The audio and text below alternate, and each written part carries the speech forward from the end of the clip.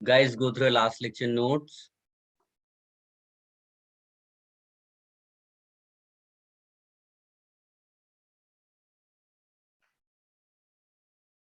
Let me know the last part बेटा, क्या finish किया था हमने? सर हम लोग ने माइन इन्वर्जन। ओके, मैंने आपको ग्रुप में क्वेश्चन पूछा था। ग्रुप पे क्वेश्चन पूछा था, अभी पूछ लो आप। हाँ सर ठीक है। जियो से कितना बाकी है अभी? और जीओसी में दो मेजर पार्ट्स हैं, एक क्या बोलते हैं, hyper hyper conjunction. Conjugation, hyper conjugation, और एक है एरोमेटिसिटी। ये दो मेजर पार्ट है। सर एक क्वेश्चन था, द वीकेस्ट एसिड ये वाला था अमोंग द फॉलोइंग, तो CH3COH होना चाहिए लेकिन CH3CO2OH दिया है। नहीं, वीकेस्ट पूछा है क्या? हाँ सर। हाँ तो सही दिया है। ये है ना, ये तुम्हारा कार्बोक्सिलिक एसिड है कैटेगरी वाइज, कार्बोक्सिलिक एसिड। और क्या ये कार्बोक्सिलिक एसिड है? ध्यान से देखो, ये शाहरुख खान है, ये नकली शाहरुख खान है। देख रहे हो? हाँ हाँ हाँ एक्स्ट्रा ऑक्सीजन दिख रहा है। हाँ सर। अच्छा समझा। हाँ, तो जब तुम इसका एच निकालोगे और इसका एच निकालोगे तो रियलाइज करोगे कि जो नकली शाहरुख खान है उसका नेगेटिव चार्ज डिस्पर्स्ड ही नहीं हो रहा है रेजोनेंस में। हाँ हाँ हाँ दिख रहे हैं ना? ऐसा कई बार वो तुम्हें नकली चेहरे देंगे, तो पहचानना बड़े केयरफुली। हाँ, हाँ सर, ओके सर। चलो, और कोई कंफ्यूजन? एक दूसरे बैच का डाउट सेशन लगा है बेटा मेरा इस वीक में, मैं तुम लोगों को भी लिंक भेज दूंगा। अगर याद नहीं रहता है मुझे तो याद दिला देना, ग्रुप में आप बता देंगे तो मैं लिंक भेज दूंगा, आप लोग प्रॉब्लम सॉल्व करना। और उस दिन तुम लोग भी अपने डाउट्स पूछ लेना आकर के, है ना? तुम्हारे साथ मेरा कोई doubt session unfortunately next week नहीं लगा हुआ है। शेड्यूल मिला क्या तुम लोगों को? नहीं सर, अब आएगा आज। आएगा ना? हाँ, तो तुम्हारे संडे साथ को मेरा शाम को नहीं आता लगा। है सर। ठीक है, तो मेरा तुम्हारे साथ कोई भी डाउट सेशन नहीं लगा है, दूसरे बैच का लगा है, तो मैं तुम्हें भी भेज दूंगा लिंक उसमें आकर, क्योंकि एक ही जैसे डाउट्स होंगे। तो अगर तुम नहीं भी पूछोगे या तुमने कम भी सॉल्व किए होंगे, फिर भी तुम्हें उसका एडवांटेज मिलेगा टेस्ट पेपर्स में। ठीक है? सो लाइक हम लोग का नेक्स्ट संडे जीओसी का TWT है, उसके नेक्स्ट संडे मेजर टेस्ट। इसीलिए तो तुम लोगों को बोल रहा हूँ कि लिंक मैं तुमको भी भेज दूंगा, क्योंकि तुम्हारे साथ तो कोई डाउट सेशन नहीं है और ग्रुप में इतने सारे क्वेश्चंस तो पूछ नहीं सकते, है ना? चलो, तो उसमें बुकलेट का ही डिस्कशन करेंगे हम लोग। हाँ,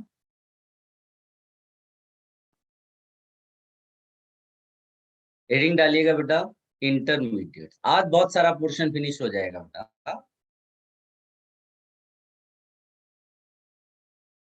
इंटरमीडिएट हेडिंग डालिएगा। गाइस, इसमें एक नोट लिखिएगा, most of the reactions take place via intermediates. Most of the reactions take place via intermediates. And the type of intermediate formed depends on bond cleavage. किस पे डिपेंड करता है बेटा? Bond किस टाइप से ब्रेक हो रहा है, बॉन्ड क्लीवेज, जिसको हम बॉन्ड फिशन भी बोलते हैं। जैसे मान लीजिए कि एक कोई AB बॉन्ड है, ठीक? अब ये AB बॉन्ड तुम दो तरीके से तोड़ सकते हो। एक कैसे तरीका हो सकता है बेटा कि एक एक इलेक्ट्रॉन इन दोनों को दे दो, ठीक? और एक दूसरी पॉसिबिलिटी क्या हो सकती है, बॉन्ड कैसे तोड़ा जा सकता है कि दोनों इलेक्ट्रॉन किसी एक एटम को दे दो। अगर तुम एक एक इलेक्ट्रॉन दोगे तो जो इलेक्ट्रॉन उनके पास था वो उनको वापस मिल गया, यानी ये न्यूट्रल बने। क्या बने बेटा? न्यूट्रल। जबकि इसमें क्या होंगे बेटा, एक के पास प्लस और एक के पास माइनस आ जाएगा, है ना? जनरली कार्बन की कंपाउंड्स होते हैं तो हम कार्बन पे प्लस और कार्बन पे माइनस रख के ऐसे देखेंगे, ठीक। ये जो बनते हैं ये इंटरमीडिएट, इनको बोलते हैं फ्री रेडिकल्स। क्या बोलते हैं बेटा? Free radical. और ये जो चार्ज्ड वाले मिलते हैं, तो पहला जिसमें कार्बन के ऊपर प्लस है, इसको बोलते हैं कार्बोकैटायन। पहले इसको कार्बोनियम आयन बोला जाता था, बट अब इसको केवल कार्बोकैटायन बोला जाता है। इसको बोलते हैं कार्बेनायन। कार्ब और एनायन, इसको कार्बेनायन बोलेंगे। तो हमें कितने इंपॉर्टेंट इंटरमीडिएट्स पढ़ने हैं बेटा? एक फ्री रेडिकल, एक कार्बोकैटायन और एक कार्बेनायन। ठीक है, इसको कॉपी करो बेटा। अच्छा, सर इसलिए हाँ बोलो बेटा। सर आप प्लीज फ्री रेडिकल का रिपीट करेंगे? मैं दोबारा बता देता हूँ, हाँ, कुछ लोग लेट ज्वाइन किए।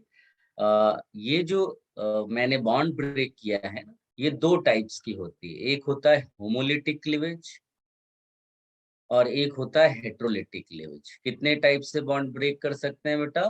दो। और तुम सोच ही नहीं सकते कुछ और, ट्राई भी कर लो, कोई प्रॉब्लम नहीं है। तो होमोलिटिक में क्या करते हैं हम लोग? एक एक इलेक्ट्रॉन दे देते हैं बॉन्ड तोड़ करके दोनों एटम्स को। और हेट्रोलिटिक में क्या करते हैं? दोनों इलेक्ट्रॉन किसी एक को दे देते हैं। तो इसमें क्या होगा? न्यूट्रल स्पीसीज बनेंगी। इसमें क्या होगा? चार्ज्ड स्पीसीज बनेंगी। न्यूट्रल है, उनको फ्री रेडिकल्स बोल रहे हैं। इनमें एक एक्स्ट्रा इलेक्ट्रॉन हमेशा तुम्हें दिखाई देगा, और इसमें लोन पेयर दिखाई देगा नेगेटिव वाले में, और इसमें इलेक्ट्रॉन डेफिशिएंसी दिखाई देगी। तो इसको कहते हैं कार्बोकैटायन, इसको कहते हैं कार्बेनायन, और इसको फ्री रेडिकल। तीन इंपॉर्टेंट इंटरमीडिएट्स हैं, 3 types. Please call.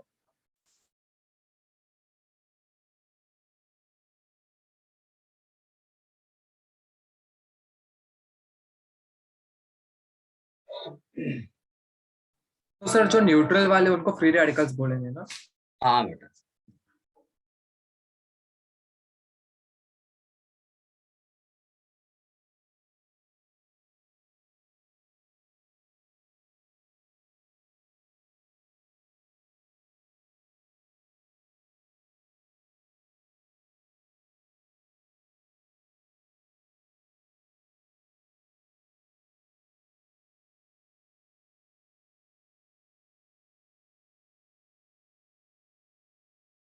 Should I remove this page बेटा? Okay, sir. So 1 second. थोड़ा सा फास्ट जो है आप लोग आज कॉपी करना, सो दैट मैं आपका सारा पोर्शन आज फिनिश कर दूं लगभग। तो आप लोग ज्यादा कंफर्टेबल तरीके से सॉल्व करोगे और फिर डाउट्स पूछ लोगे। फिर बाकी लेक्चर्स अगर जो लगेंगे हमारे नेक्स्ट वीक या नेक्स्ट टू नेक्स्ट वीक, उनमें काइंड ऑफ रिवीजन ही करते रहेंगे हम लोग। इससे क्या होगा? तुम्हारा जो जीओसी होगा बड़ा स्ट्रांग हो जाएगा। Done, sir. Done. गाइस, अब जैसे मैं अगर फ्री रेडिकल इधर लिखता हूं, तो फ्री रेडिकल के बहुत सारे एग्जांपल हो सकते हैं। किसी भी कोई भी आप चीज लिखो यहाँ पर और उसके ऊपर ऑड इलेक्ट्रॉन दिखा दो, है ना। सिंस हम लोग कार्बन रिएक्शंस में डील करते हैं, तो ज्यादातर हम कार्बन के ऊपर रेडिकल दिखाएंगे। इसका नाम क्या होगा? Methyl free radical. जो भी आप लिखो और उसके ऊपर रेडिकल दिख जाएगा, तो वो बस उसका नाम और फ्री रेडिकल। इसी तरह से कार्बोकैटायन, तो अब मेरे ख्याल से आपको कोई प्रॉब्लम नहीं। कार्बोकैटायन पे अगर कोई एग्जांपल लिखने को बोलेगा, तो ऐसा लिखा प्लस लिख दिया, इसका नाम क्या हो जाएगा? है ना, किसी को कोई प्रॉब्लम नहीं है। हाँ, इसी तरह मान लीजिए कार्बन आयन का कोई एग्जांपल लिखने को बोला गया, तो क्या करोगे? ये हो गया मिथाइल। अब ऐसे तो तुम कुछ भी लिख दोगे, methyl carbanion, ethyl carbanion, propyl carbanion, so many cases. तो आप इसको इजी एग्जांपल करके लिखिएगा, नहीं तो क्या होगा? आपके दिमाग में ये नहीं आना चाहिए कि यही अकेला ही होता है। तो there are large number of cases. जैसे मान लीजिए मैं अगर शेप निकालने को बोलूं, तो इसका हाइब्रिडाइजेशन sp2 होगा। sp2 क्या होता है? Trigonal planar. और एक इलेक्ट्रॉन जो है यहाँ रह जाएगा फोर्थ ऑर्बिटल में, ये केमिकल बॉन्डिंग का पार्ट है। और ये, तो ये आप देखोगे तो क्या है? Trigonal pyramid, sorry trigonal planar. है ना, लेकिन एक इलेक्ट्रॉन थोड़ा सा इन्फ्लुएंस करेगा जिससे इसकी प्लेनैरिटी थोड़ी सी डिस्टर्ब होगी, तो हम लोग इसको क्या बोल देते हैं, नियरली प्लेनर। क्या बोल देते हैं बेटा, नियरली प्लेनर। जबकि तुम्हारे दूसरे वाले में जब देखोगे तो यहाँ भी हाइब्रिडाइजेशन है sp2, लेकिन इसके पास कोई भी इलेक्ट्रॉन नहीं है। तो अब जब तुम इसको, कंप्लीटली प्लेनर। हाँ कंप्लीटली प्लेनर, ये तो इस तरह से आप समझ जाओगे। और ये जो ऑर्बिटल है ये कंप्लीटली एम्प्टी है, इस तरह से आप दिखा सकते हो। तो इसको तो हम पूरी तरह से लिख देंगे प्लेनर। तो नियरली प्लेनर क्यों लिखा, आप इन दोनों का कंपैरिजन करके समझ सकते हो, है ना। अब इसको देखो बेटा, इसका तो कंप्लीटली हाइब्रिडाइजेशन ही बदल टेट्राहेड्रल। जाएगा। हाँ, अब टेट्राहेड्रल इसका ज्योमेट्री होता, लेकिन क्या है, एक ऑर्बिटल में तो पूरा लोन पेयर रखा रहेगा, वो तो आपको दिखाई नहीं देता। केमिकल बॉन्डिंग में हम पढ़ते हैं ना, केवल एटम्स को ज्वाइन करते हैं, तो आपको क्या मिल जाएगा, पिरामिडल। जैसे अमोनिया एक स्टैंडर्ड एग्जाम्पल है।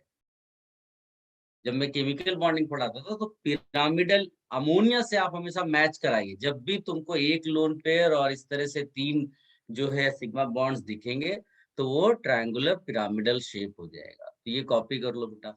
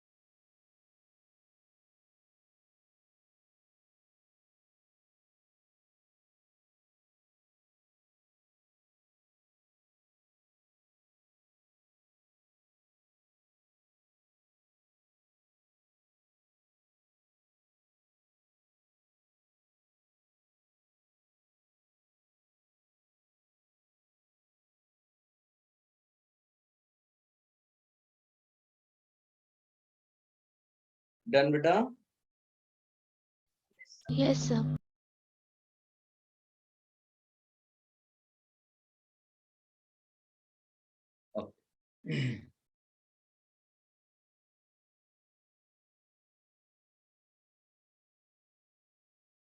देखो अब सर एक सेकंड, आप जा सकते हो क्या प्रीवियस स्लाइड पे? फटाफट लिखिए बेटा। सर हो गया। हो गया। जो जेई में क्वेश्चंस आते हैं ना बेटा, वो स्टेबिलिटी पे रिलेटेड आते हैं, ठीक है। स्टेबिलिटी ऑफ कार्बोकेटायन, कार्बन है, फ्री रेडिकल, आपको वो 4 कार्बोकेटायन दे देगा और बोलेगा राइट द स्टेबिलिटी ऑर्डर, ठीक है। अब आप अपने माइंड में एक चीज डाल दो, इससे क्या होगा, आपको ज्यादा कुछ ऐसा रटने वाली उसमें नहीं जाना पड़ेगा। एक माइंड में कॉन्सेप्ट आप डालकर रखिए, बड़ी सिंपल सी चीज है। मैंने एक घरेलू एग्जांपल आपको दिया था, अगर आप रिकॉल कर पाए। याद है आपको, मैंने कुछ बोला था कि जैसे आप पिकनिक पर जाते हैं और मम्मी आपको पैसे देती है तो साथ में एक एडवाइस देती है। क्या तुम याद करके बता सकते हो वो एडवाइस क्या है? फालतू पैसे मत उड़ाना, संभाल के खर्च करना, नहीं नहीं नहीं ख्याल रखना। नहीं नहीं नहीं, एक एडवाइस ये देती है कि बेटा सारे पैसे एक पॉकेट में मत रखना। बताओ क्यों ऐसा बोलती होगी? क्योंकि अगर चोरी किया एक तो धक्का दे क्योंकि तो तुम गिर गया तो हो गए तो सारे चले जाएंगे। कुछ यस, मतलब गिर गए या चोर ने आकर चोरी कर ली, या फिर किसी घूम ने गए। निकाल लिए, यानी एक पॉकेट में होने से तुम्हारा सिस्टम काफी अनस्टेबल होगा। तो अगर तुमने उसी पैसे को अपने 3 से 4 पॉकेट में डालिए तो अगर लॉस हुआ भी तो किसी एक हिस्से से होगा। ये बड़ा रेयर सिचुएशन होगा कि सबसे आप लुट गए। आई होप आप मेरी बात समझ पा रहे हो। इसको Yes, साइंस sir. में हम लोग इसको साइंस में डिस्पर्जन बोलते हैं।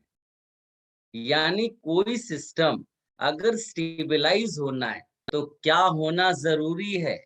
Dispersion, delocalization. अब इसको तुम कहीं पर भी यूज कर सकते हो। It's not about carbocation, carbanion, free radical. कोई भी चीज अगर कॉन्सेंट्रेटेड हो जाती है तो वो सिस्टम को डिस्टेबलाइज कर देगी। आप सोचो, यानी कि अगर बहुत ज्यादा किसी पे गरीबी आ गई तो भी वो अनस्टेबल होगा, बहुत रिच हो जाएगा तो भी वो अनस्टेबल हो जाएगा। कोई भी चीज अगर एक ही जगह पर इकट्ठा हो जाएगी तो सिस्टम को डिस्टेबलाइज कर देती है ना। ह्यूमन बॉडी में भी अगर सोचो, अगर मोटापा किसी एक हिस्से पे ज्यादा आ जाए तो बॉडी डिस्टेबलाइज हो जाएगी। ये एकदम जनरल रूल है, इस पे कुछ और आपको करना की जरूरत ही नहीं है। अब आप सोचो, मैंने जैसे लिख दिया स्टेबिलिटी ऑफ कार्बन आयन। आपने जैसे ही कार्बन आयन लिखा तो बताइए कार्बन आयन में किस चीज के डिस्पर्जन की आप बात करोगे? Negative. Negative charge. Minus charge Negative की। charge. माइनस चार्ज की, सिंपल सी बात है। किसी को कोई डिफिकल्टी है? कार्बोकेटायन लिखोगे तो पॉजिटिव चार्ज की डिस्पर्जन की बात करोगे। डिस्पर्जन कराना है, हो सकता है कि डिस्पर्जन कराने वाले जो ग्रुप्स हैं या जो सराउंडिंग में उसके लगे होंगी चीजें, वो अलग अलग इफेक्ट दिखाए, लेकिन कराना डिस्पर्जन है। तो हम लोग स्टेबिलिटी के लिए जनरल रूल क्या लिख देंगे बेटा? मोर डिस्पर्जन या फिर डीलोकलाइजेशन इसको बोलेंगे। मोर डिस्पर्जन या डीलोकलाइजेशन, इसका मतलब है मोर स्टेबल। क्या आप सब समझ पाए? Yes, sir. जी। आप इसका Yes, एक sir. और घरेलू देखो, आपका पिकनिक वाला तो ठीक है, समझ लो। एक दूसरा एग्जाम्पल देता हूँ। ये तुम और तुम्हारे हाथ में एक बॉल है, कोई दूसरा आता है, थोड़ा शरारती बच्चा है, वो तुमसे बॉल छीनने के लिए आ रहा है। उसको पता है बॉल किसके पास है और छीनना किससे है, उसके लिए बड़ा इजी है। तुमने क्या किया? अपने 10 दोस्तों को बुलाया या 5 दोस्तों को बुलाया और राउंड में इस तरह खड़ा कर दिया। ज्यादा हो गए क्या? चलो एक कम कर देते हैं। फिर क्या करना है तुमको? केवल कि बॉल कभी इसको देते हो, कभी ये इसको देता है, कभी ये। बताइए, उस बंदे के लिए बॉल छीनना मुश्किल हो गया या इजी हो गया? मुश्किल। मुश्किल इसको मुश्किल हो कहते हैं, गया। हाँ, इसको कहते हैं डीलोकलाइजेशन। यानी एक जगह से दूसरी जगह लगातार जा रही है चीज। आई होप आप थोड़ी बहुत मेरी बातें समझ पा रहे होंगे। तो जैसे रेजोनेंस है, तो रेजोनेंस यही तो कराता है, एक जगह से उठाता है और दूसरी जगह फेंक देता है। चाहे वो फ्री रेडिकल हो, चाहे वो प्लस हो, चाहे वो डबल बॉन्ड हो। तो इसको कहते हैं डीलोकलाइज, इसीलिए तो सिस्टम स्टेबलाइज होता है। तो आई होप आप स्टेबिलिटी, डीलोकलाइजेशन, डिस्पर्जन, इनको आपस में रिलेट कर पा रहे होंगे। ठीक है? तो कार्बन आयन में हमको केवल इतना याद रखना है, जो इलेक्ट्रॉन विड्रॉइंग ग्रुप होता है वो स्टेबिलिटी को बढ़ाएगा। ये ऊपर हम नहीं लिख सकते थे, यहाँ लिख सकते हैं ना, क्योंकि माइनस को हमें किसी और को देना है। तो कौन होगा वो? जो इलेक्ट्रॉन विड्रॉइंग होगा। अगर बाई चांस रिलीजिंग ग्रुप हुआ तो माइनस को और कॉन्सेंट्रेटेड कर देगा, तो स्टेबिलिटी क्या हो जाएगी बेटा? यहाँ पर डिक्रीज। और ये सब हम पहले चेक करते हैं किसके बेसिस पे? कौन डोमिनेटिंग फैक्टर होता है? Resonance, then inductive. किसी बच्चे को कोई डिफिकल्टी बेटा? कॉपी कर लो इसको।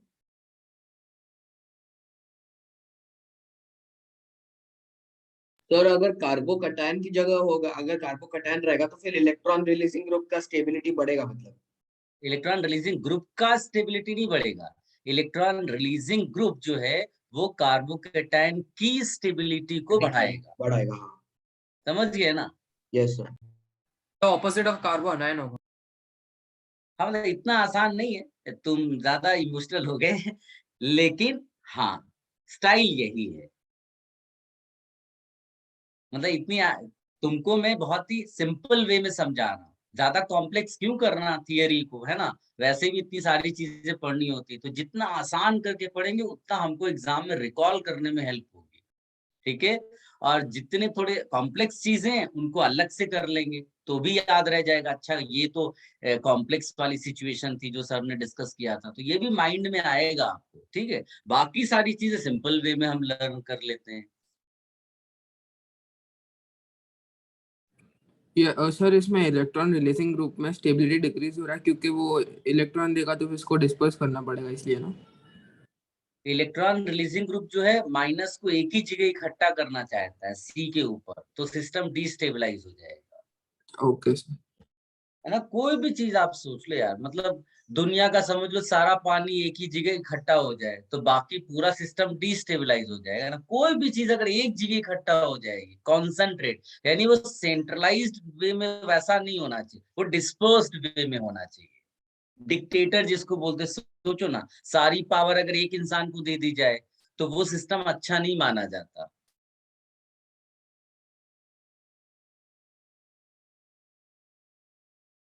सर लिख लिया।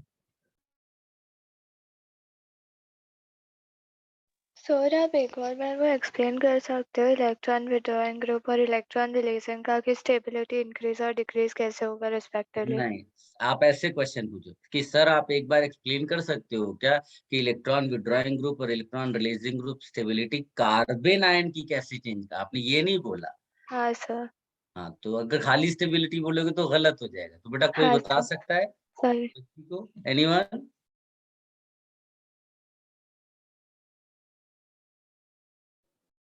कोई यस तो आ सर। गया। सर हाँ यस सर, अगर देखिए सर, अगर एक कार्बो अनाइन रहेगा तो वो क्या करेगा ना, इलेक्ट्रॉन विड्रॉइंग ग्रुप है ना, वो स्टेबिलिटी उसका बढ़ाएगा, मतलब कार्बन अनाइन को, क्योंकि नेगेटिव चार्ज के ऊपर डिपेंड कर रहे हैं ना हम लोग, तो इलेक्ट्रॉन विड्रॉइंग ग्रुप स्टेबिलिटी का बढ़ाएगा। अगर इलेक्ट्रॉन रिलीजिंग ग्रुप रहेगा, ठीक है, तो कार्बन अनायन है तो फिर इलेक्ट्रॉन रिलीजिंग ग्रुप के टाइम वो स्टेबिलिटी घटाएगा। वैसे रिलेट कर रहे हैं। सर इसने तो स्टेटमेंट ही रिपीट किया, हाँ समझा थोड़ी। सर। नहीं नहीं, तो कोई और आ जाए ना, यही तो बात है ना कि एक दूसरे के साथ स्ट्रेस शेयर करने से उसका नॉलेज अगर कम है तो बढ़ जाए, उसने कॉन्फिडेंस दिखाया।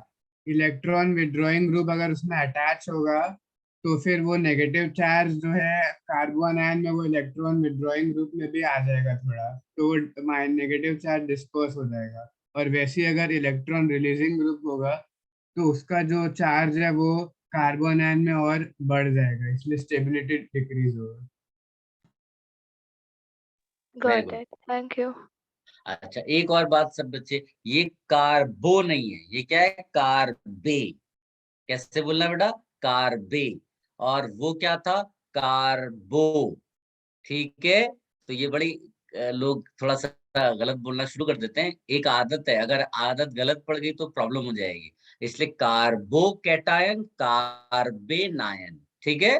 या ऐसे बोलो कार्बेनायन, कार्बेनायन, तो अपने आप वो फिर फास्ट वे में कार्बेनायन कार्बेनायन हो जाएगा, ठीक है।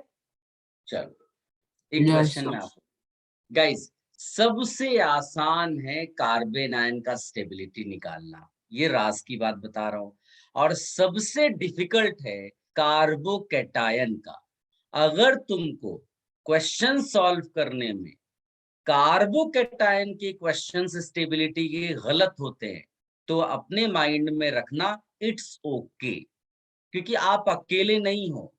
बहुत सारे लोग मिस्टेक्स करते हैं, अच्छे बच्चे, इवन टीचर्स मिस्टेक करते हैं उस पे, अगर उन्होंने बहुत अच्छे से बुक्स को नहीं पढ़ा हुआ है।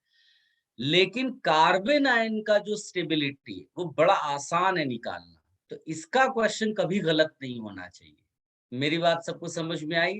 अपने को ये भी पता होना चाहिए बेटा कि कहाँ मार्क्स नहीं आया तो चलेगा, लेकिन कहाँ मार्क्स आना ही चाहिए, वहां तो कुछ हो ही नहीं। जैसे ये कार्बन आयन से रिलेटेड अगर क्वेश्चन आया तो ये गलत हुआ तो समझो प्रिपरेशन अच्छी नहीं थी तुम्हारी। गाइस, एक क्वेश्चन के फॉर्म में मैं लिख देता हूँ, राइट स्टेबिलिटी और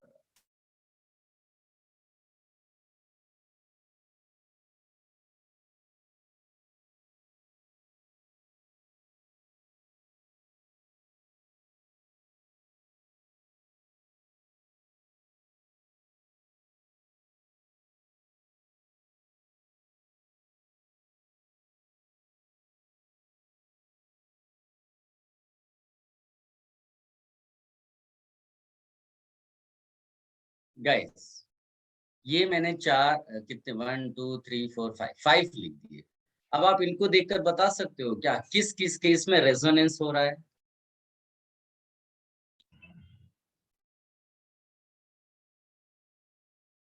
रेजोनेंस के लिए क्या चेक करना होता है बेटा? Lone pair First and single second. Double. Single double. First second तो फर्स्ट सेकेंड में सर। रेजोनेंस हो रहा है ना? इनमें रेजोनेंस नहीं हो रहा है, तो कौन सिस्टम ज्यादा स्टेबल होंगे कार्बन आयन के? सेकंड अरे रेजोनेंस ज्यादा रेजोनेंस है वाला। ना? रेजोनेंस वाला। हाँ, डिस्पर्जन हो रहा है। तो अब ये पहले चेक कर लो कि आपस में उनमें कौन ज्यादा है, तो बताओ किसमें ज्यादा रेजोनेंस होगा? सर वो बेंजीन वाला। बेंजीन वाला। ये वाले, क्योंकि ये अंदर रेजोनेंस भेजेगा इलेक्ट्रॉन और फिर अंदर भी ये काफी टहलेगा। ठीक, तो मोर रेजोनेंस। तो इन दोनों में ज्यादा स्टेबल कौन हुआ बेटा? ये। क्या समझ में आई मेरी बात बेटा? Yes sir. ठीक है, रेजो होने से ये मोर स्टेबल हो गए। अब इनमें आपस में कैसे कंपेयर किया? तो हमने लिखा no resonance, so check inductive. Inductive में अब देखो, इसको सर्कल कर लो, इसको सर्कल कर लो। अब आसपास के ग्रुप्स को देखो, तो आसपास का ग्रुप क्या है? इधर मिथाइल मिथाइल है, इधर कुछ नहीं है या H लगा है। इधर मिथाइल मिथाइल है, तो बताइए मिथाइल एक कैसा होता है? प्लस आई, यानी कि इलेक्ट्रॉन रिलीजिंग ग्रुप। तो यस। ज्यादा इलेक्ट्रॉन रिलीजिंग होने से बताइए स्टेबिलिटी कम लेस हो स्टेबल। जाएगी कि लेस स्टेबल? तो सबको समझ में आया बेटा ऑर्डर? Yes sir. फटाफट अपनी स्टाइल से इसको लिख लो बेटा, है ना? और ये हाईलाइट कर देना कि this is electron releasing group, so stability of carbon ion decreases. अब मुझसे ज्यादा पूछना नहीं, अपने आप लिख लो। फिफ्थ स्ट्रक्चर में ज्यादा इलेक्ट्रॉन रिलीजिंग ग्रुप है इसलिए लेस स्टेबल ना, लीस्ट स्टेबल। यस।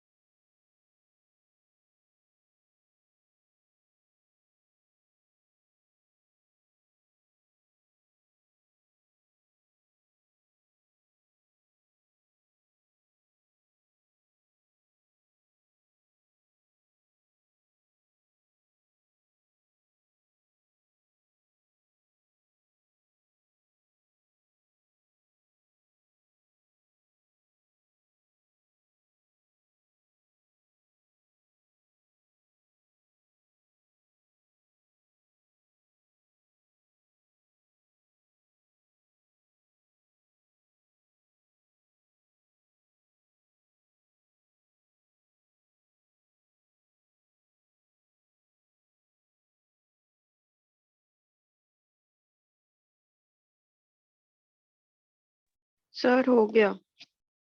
रिमूव कर दो बेटा। Yes sir. Yes sir.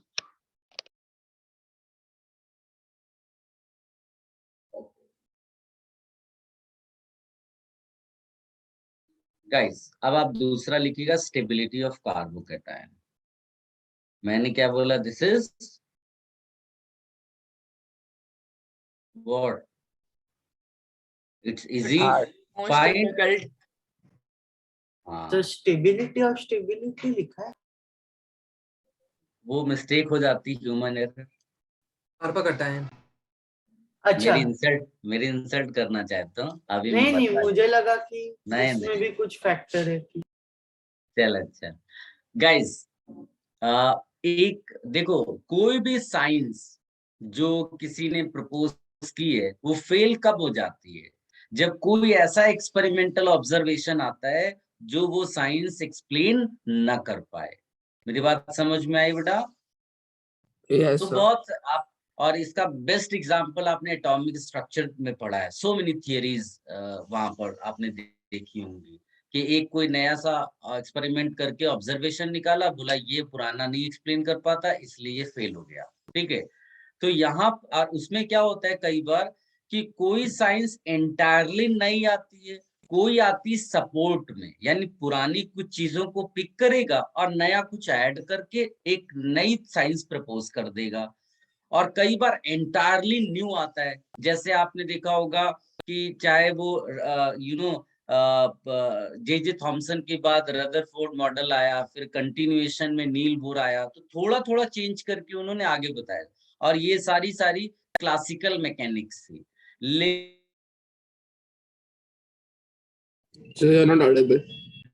लेकिन जब आपने जबकि जैसे हम ऑर्गेनिक में देखो जब पढ़ते हैं तो ऑर्गेनिक में क्या पढ़ते हैं, वही सिग्मा बॉन्ड, वही पाई बॉन्ड, कंटिन्यूएशन में सब चलता है। यानी हम जो भी साइंस, जैसे रेजोनेंस भी प्रपोज किया, तो आपने ऐसा कुछ नहीं किया कि पाई बॉन्ड के बदले कुछ और बोलना शुरू कर दिया, सब वो कंटिन्यूएशन में है। तो इस तरह से थियरी चलती है। एक मिनट ना,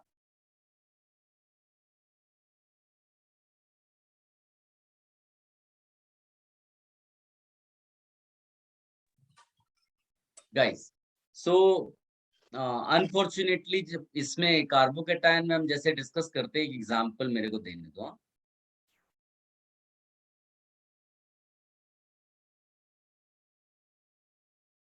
अगर आप इसको देखोगे तो इसका आंसर कोई भी बच्चा दे सकता है। बताइए बेटा, कौन ज्यादा स्टेबल होना चाहिए था?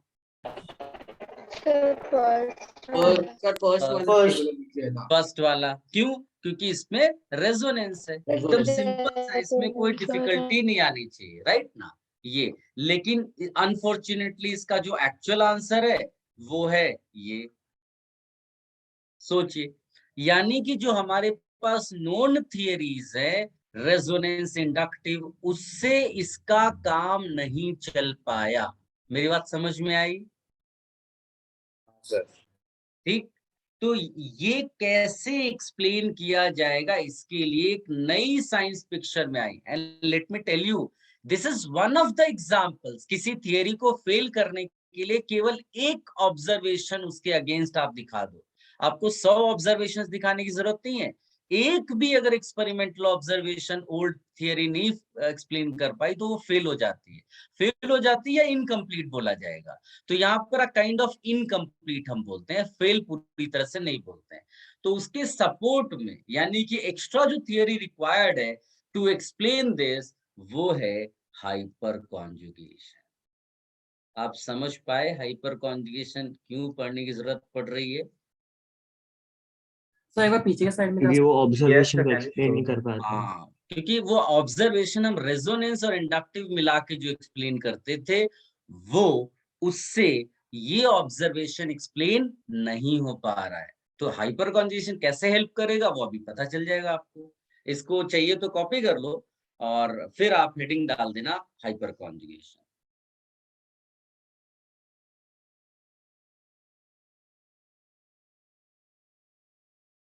सर ये कार्बोकैटायन का पार्ट है ना हाइपर कॉन्जुगेशन? नहीं, हाइपर कॉन्जुगेशन बहुत जगह यूज होगा। मैंने एक एग्जांपल सेलेक्ट किया ये तुम्हें बताने के लिए कि हाइपर कॉन्जुगेशन की जरूरत पड़ी हमको। मैं कुछ और एग्जांपल्स के थ्रू बता सकता था। तो कोई एक मेरे को लेना था, जस्ट कि आपको रट्टा ना मारना पड़े, ये पता हो कि कहाँ हम फंस गए थे जिससे हमको जरूरत पड़ी हाइपर कॉन्जुगेशन की। लेकिन अब जब हाइपर कॉन्जुगेशन पढ़ेंगे तो मैं सारे केसेस कवर करूंगा। ठीक है बेटा? Yes sir.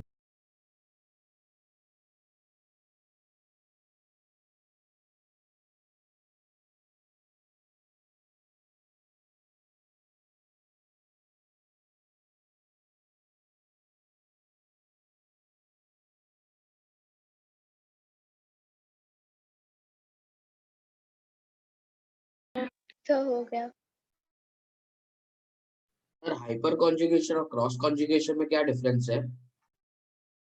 क्रॉस कॉन्जुगेशन तो रेजोनेंस का एक पार्ट है जो केवल ये बताता है कि इट्स क्रॉस्ड, वो इंग्लिश मीनिंग, और hyper conjugation is entirely different concept.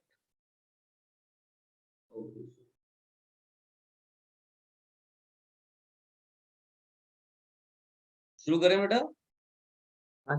Yes sir. Hyper conjugation, एक नोट लिखो बेटा सबसे पहले।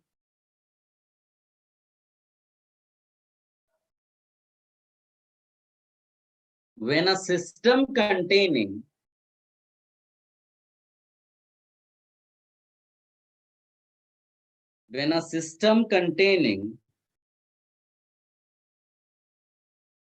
unsaturated carbon,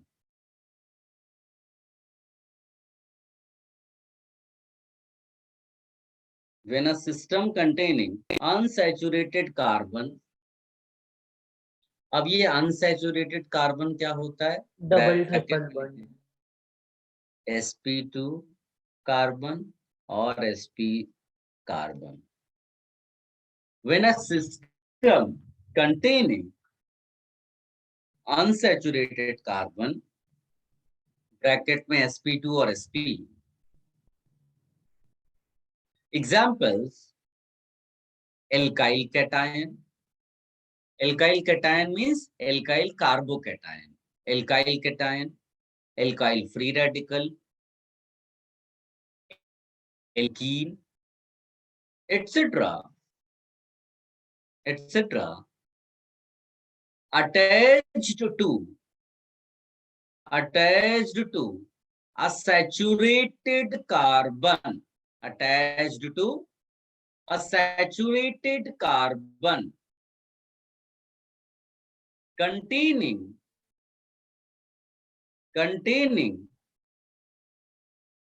at least one H atom, containing at least one H atom, then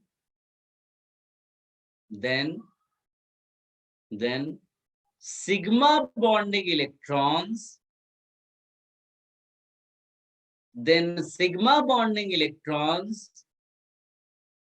of alpha CH bond,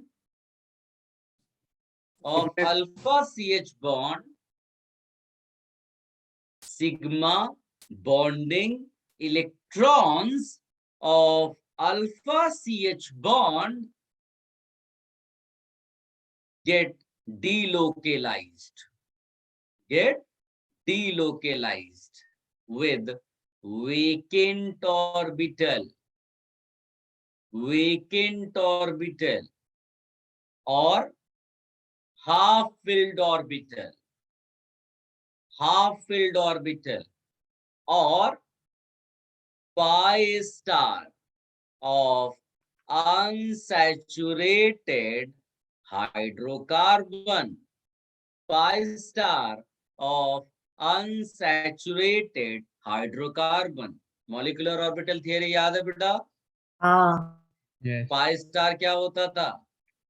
anti bonding anti bonding molecular orbital. Orbital. There are books Indian authors की जहां पर इसको पाई लिख करके मिलेगा तुम्हें हाइपर कॉन्जुगेशन में, तो अगर कभी ऐसी बुक पढ़ना तो उसको पाई स्टार कर लेना, ठीक है? फर्दर यू राइट कंटिन्यूएशन में So unsaturated hydrocarbon ना? यस बेटा, double bond triple bond unsaturated hydrocarbon, ठीक है? आगे लिखिएगा, this special delocalization is called hyperconjugation. This special delocalization is called hyperconjugation. This imparts stability to alkyl cation, alkyl free radical, alkene, etc. This imparts stability to alkyl cation, alkyl free radical, alkene, etc.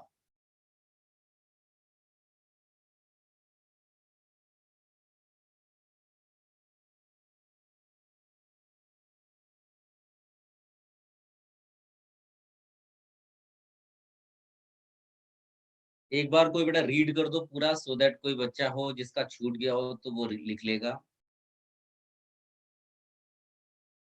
When group a पे ही भेजना system है। containing unsaturated carbon sp2 or sp, example alkyl, carbocation, alkyl free radical, alkene, etc., attach to a saturated carbon at least one H atom, then the sigma bonding electron of alpha CH bond gets delocalized, vacant or vacant orbital or half filled orbital, then it is called pi star of unsaturated hydrocarbon.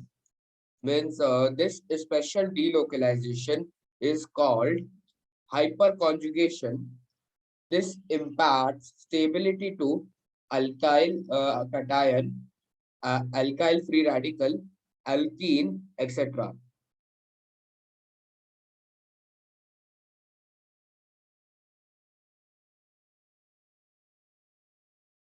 हो गया बेटा? Guys, as I told you कि hyper conjugation की जितनी भी situations बनती है सब हम लोग पढ़ेंगे। तो एक्चुअली में तुम अगर अंडरलाइन करोगे तो 3 पॉसिबिलिटीज हैं। यानी एग्जाम में जब तुम बैठे होगे और क्वेश्चन सामने तुम्हारे होगा, तो अगर तुमको सोचना है कि यहाँ हाइपर कॉन्जुगेशन है या नहीं है, तो वो 3 जगह है जहाँ हाइपर कॉन्जुगेशन हो सकता है। ठीक है, कौन कौन सी? एक है कार्बोकैटायन, जैसे मान लो मैंने ये लिखा, और उसके साथ क्या होना मस्ट है, तो बोला गया है कि उसके बगल में एक कार्बन होना चाहिए जिसपे H होना चाहिए, और उसको कहते हैं अल्फा कार्बन। क्या बोलते हैं बेटा? Alpha carbon. फिर उसने कहा है कि फ्री रेडिकल भी हो सकता है, मतलब फ्री रेडिकल में भी हाइपर कॉन्जुगेशन हो सकता है, लेकिन कंडीशन फिर से वही है। यानी कि हाइपर कॉन्जुगेशन होने के लिए क्या होना मस्ट है? Alpha carbon. Alpha carbon. Carbon नहीं, अल्फा हाइड्रोजन। Alpha hydrogen. पड़ोस में घर तो है, लोग नहीं है, तो वो नहीं, लोग होना जरूरी है, मतलब H होना जरूरी है वहां। ठीक है, उसी तरह से उसने कहा है कि अगर मान लीजिए कोई डबल या ट्रिपल बॉन्ड हो, तो उसको भी आप उसके बगल के कार्बन को आप इसी तरह से ऑब्जर्व कर सकते हो। ये अब क्वेश्चन अराइजेस, यही 3 क्यों, कार्बन आयन में क्यों नहीं? तो उसका आंसर इसमें छिपा हुआ है कि इसका हाइब्रिडाइजेशन क्या है बेटा? sp2। इसका क्या है? sp2। इसका क्या है? sp2। अब आप देखो पहली लाइन क्या कहती है? When a system containing unsaturated carbon, यानी कि सिस्टम कंटेनिंग अनसैचुरेटेड का, अब अगर मैंने यहाँ पर कार्बन आयन लिया होता तो उसका क्या हाइब्रिडाइजेशन होता है बेटा? sp3। यानी यहाँ वैलिड नहीं। मेरी बात समझ में आई सबको? हाँ सर। ठीक। अच्छा, ये तो डेफिनेशन लिखी है तो मैंने बता दिया, लेकिन अगर कॉमन सेंस से कोई सोचे तो क्यों नहीं वहां पर, क्यों यहाँ पर? तो बोला गया देखो ऐसा है, जो जिसको पैसे की जरूरत होगी वही पैसे मांगेगा, है ना? सिग्नल पे ऐसा थोड़ी ना है मुकेश अंबानी खड़ा हो जाता है पैसा कटोरा लेके, जिसको रिक्वायरमेंट है वो मांगेगा। तो कौन मांगता है? जो डेफिशिएंसी वाला होगा। तो देखो भाई, ये C+ है, डेफिशिएंट है कि नहीं? इसके पास भी देखो, क्या इसको जितने इलेक्ट्रॉन्स चाहिए उतने हैं इसके पास? नहीं, इसके पास 7 इलेक्ट्रॉन्स है, इसको ये भी इलेक्ट्रॉन डेफिशिएंट है। इसको देखो, ये बेचारा शेयरिंग में जिंदगी चला रहा है, इलेक्ट्रॉन्स तुम्हें जरूर ज्यादा दिखेंगे, लेकिन अगर एक्चुअली में देखोगे तो शेयरिंग में चल रहा है जिंदगी। क्या मेरी बात समझ में आ रही है? Yes yes yes sir. तो ये लोगों को कौन हेल्प करेगा? तो बोला गया है कि देखो, एक होता है पावरफुल केस, जैसे आप ये रिकॉल करो, ये कार्बोकैटायन है, इसके पास एम्प्टी ऑर्बिटल है, अगर पड़ोस वाले के पास लोन पेयर होता तो पड़ोसी बिंदास तरीके से इसको इलेक्ट्रॉन देता है। इस इफेक्ट को क्या कहते हैं? रेजोनेंस। रेजोनेंस। क्या मेरी बात समझ में आई? यानी अच्छा। कि पड़ोसी का अपना तो सब कुछ अच्छा चल रहा है और उसके पास एक्स्ट्रा भी है, जिसको तुमने लोन पेयर बोल रखा है। लेकिन ये जो हाइपर कॉन्जुगेशन वाला केस है, इसमें पड़ोसी के पास एक्स्ट्रा नहीं है, बस उतना ही है जिससे उसकी जिंदगी चल रही है। लेकिन जब उसने अपने नेबर को परेशानी में देखा तो अपनी जिंदगी का कुछ हिस्सा उसको दे दिया। एक घरेलू एग्जांपल देता हूँ। मान लीजिए कि तुम सिग्नल पे खड़े हो, तुमने एक बड़े ही परेशान भिखारी को देखा, तो तुम इमोशनल हो गए। तुम्हें लगा कि इसको कुछ पैसे मैं दे दूं, लेकिन अनफॉर्चुनेटली तुम्हारे पास केवल उतना ही पैसा था जिससे तुम सिग्नल से अपने घर तक ऑटो रिक्शा से आ सकते थे। क्या मेरी बात समझ में आई? Yes sir. तो तुमने लेकिन क्या किया, अपने उस पैसे का थोड़ा पैसा उसको दे दिया, फिर तुम थोड़ी दूर पैदल चल कर आए, फिर तुमने ऑटो किया और पैसे से घर आ गए। यानी तुमने कुछ सैक्रिफाइस करके उसकी हेल्प की। अगर दूसरी सिचुएशन क्या हो सकती थी कि तुम्हारे पास घर तक आने का पैसा भी था, प्लस एक्स्ट्रा 100 रुपीज पड़े थे, तो तुमने उस भिखारी को दे दिया। वो रेजोनेंस वाली सिचुएशन है। उसमें भी मतलब ऐसा नहीं कि तुम्हारी पॉकेट खाली नहीं होगी, होगी, लेकिन उससे तुमको कोई बहुत ज्यादा दिक्कत नहीं हुई। लेकिन जब तुमने अपने वो जो उतना ही पैसा जितना तुमको चाहिए था, उतना ही तुम्हारे पास था और वो तुमने दे दिया, सैक्रिफाइस किया, तो तुम्हें ज्यादा परेशानी हुई। यानी कि किसमें ज्यादा कंफर्टेबल तरीके से स्टेबिलिटी अचीव हो सकती है? रेजोनेंस। रेजोनेंस। इसीलिए रेजोनेंस ज्यादा पावरफुल होगा as compare to hyper conjugation. क्या सबको थोड़ी थोड़ी बातें मेरी समझ में आ रही है? ठीक है। तो इसमें हर बार ये CH ही अपना इलेक्ट्रॉन देगा सामने वाले को स्टेबलाइज करने के लिए। ये कॉपी कर लो, फिर मैं इंडिविजुअली एक एक को एग्जांपल लेके पूरा एक्सप्लेनेशन दूंगा। तो जो लास्ट वाला केस था उसमें आपने वो बीच वाले कार्बन का हाइब्रिडाइजेशन लिखा है ना? क्या चीज? तो जो लास्ट वाला केस है इन तीनों में, उसमें आपने सेकंड वाले कार्बन का हाइब्रिडाइजेशन sp2 लिखा है।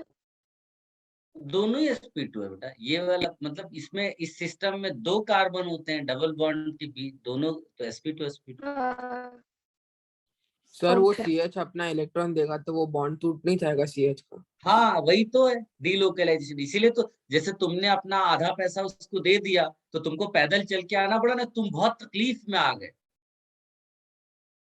समझे ना? हाँ सर, तो फिर वो करेगा क्यों ऐसा? करेगा क्योंकि सामने वाला उससे ज्यादा बड़ी तकलीफ में है। समझे ना? Okay sir. पूरा सिस्टम क्या है, तुम प्लस भिखारी, this is as a whole system stabilize करेगा, लेकिन तुम उसमें डिस्टेबलाइज हुए। क्या तुम मेरी बात समझ पाए? Yes sir, thank you. अगर तुमको और भिखारी को मैं एक सिस्टम मान लूं, ओवरऑल सिस्टम स्टेबलाइज हुआ। जब तुमने अपना पैसा उसको दिया, तुम्हें कम तकलीफ हुई, लेकिन उसकी जो तकलीफ इतनी बड़ी थी कि वो डिक्रीज कर गई। तो यहाँ पर भिखारी H है। भिखारी एच नहीं है बेटा, भिखारी तो ये होगा ना जिसको दिया जा रहा है। ये तुम हो, ये कार्बन, ओके। जिसका पूरा सब अच्छा है, सैचुरेटेड है, खुश है वो अपनी जिंदगी में, लेकिन इसकी गरीबी देख करके वो इमोशनल हुआ और उसने अपने CH को तोड़ के उसको दे दिया। Okay sir. अभी मैं और समझाऊंगा, अभी आपको और समझ में आएगा, टेंशन मत लो। इसको एरेज कर दे बेटा।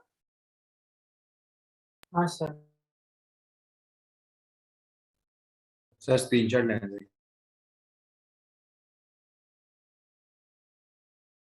हाँ सर डन।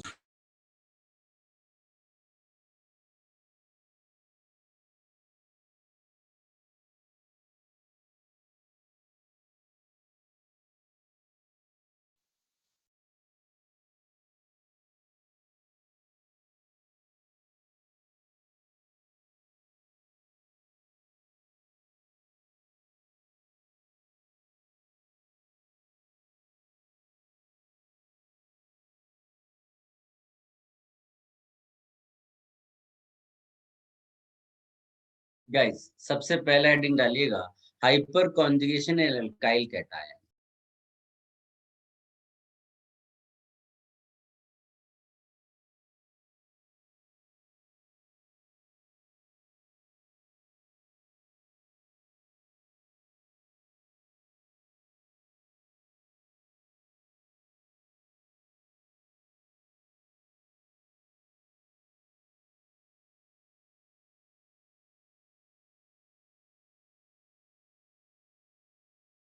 गाइस, जैसे रेजोनेंस में होता था ना, जब इलेक्ट्रॉन पेयर जाता था ऐसे, तो हम लोग डबल हेडेड एरो बनाकर दूसरा स्ट्रक्चर लिखते थे, इसमें भी वैसा ही लिखेंगे। देखो, अगर मैं इसको अच्छा, एटम कभी भी पोजीशन शिफ्ट नहीं करेगा, केवल इलेक्ट्रॉन्स की पोजीशन शिफ्ट होगी। हाँ, तो यहाँ तो अनटच था, ये अनटच था। जैसे ही इसने अपना बॉन्ड तोड़ करके इलेक्ट्रॉन्स दिया, तो जो प्लस कार्बन पे हुआ करता था, किसके ऊपर आ गया बेटा? H के ऊपर। हाइड्रोजन H पर H के ऊपर आ गया, यानी प्लस डीलोकलाइज कर गया। मेरी बात समझ में आई? इस तरह से। Yes sir. हाँ, अब इस तरह से देखो, 3 इसके पास अल्फा एच है, तीनों के साथ वही चीज हो सकती है, राइट? तो जितनी बार ये ज्यादा होगा, उतनी बार प्लस एक जगह से उठ के दूसरी जगह जाएगा, उतनी बार वो कार्बोकेटायन क्या हो जाएगा? ज्यादा स्टेबलाइज होगा। यानी कि इसका कंक्लूजन क्या हम निकाल सकते हैं कि मोर नंबर ऑफ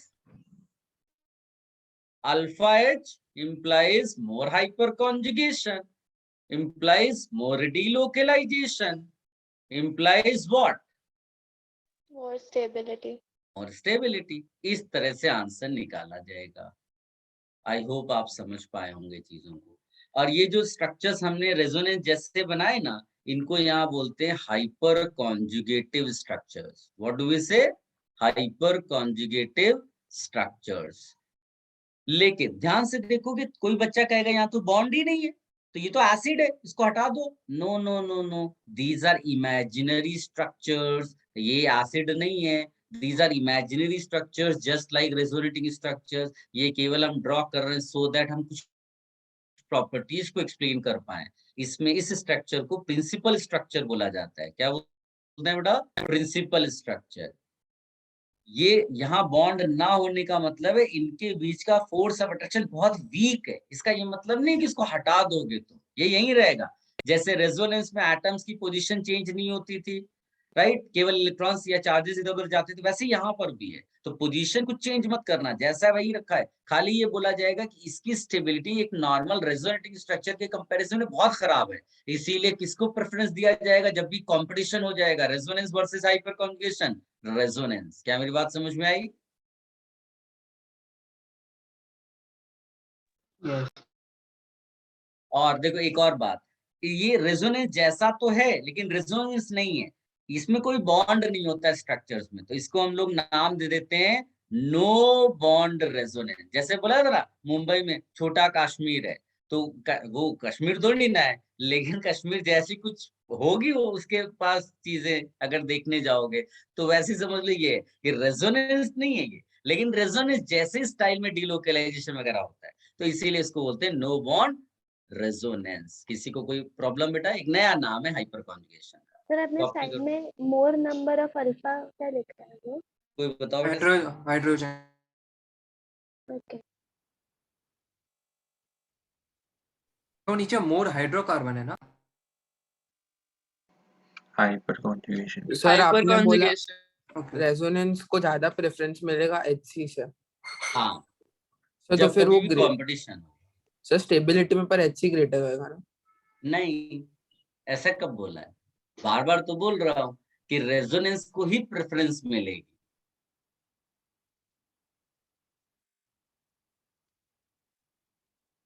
तो वो इसलिए क्योंकि ज्यादा बेटर डिस्पर्शन होगा ना किसमें? रेजोनेंस में।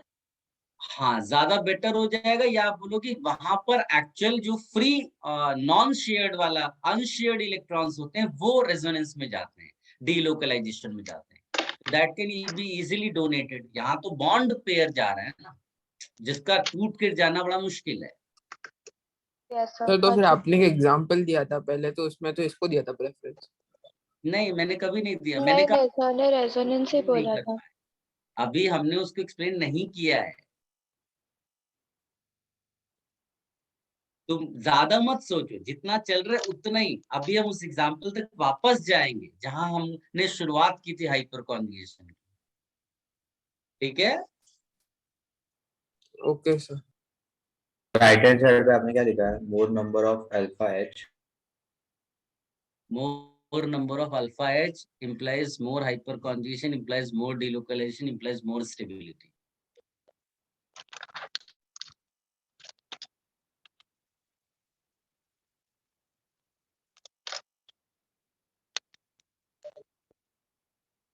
तो वो HC हाइपर कॉन्जुगेशन बोला ना अभी आपने। वो इसकी हेल्प करो बेटा।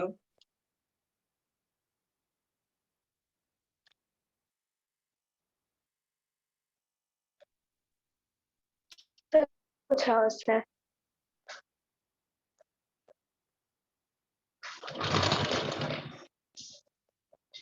HC is hyperconjugation.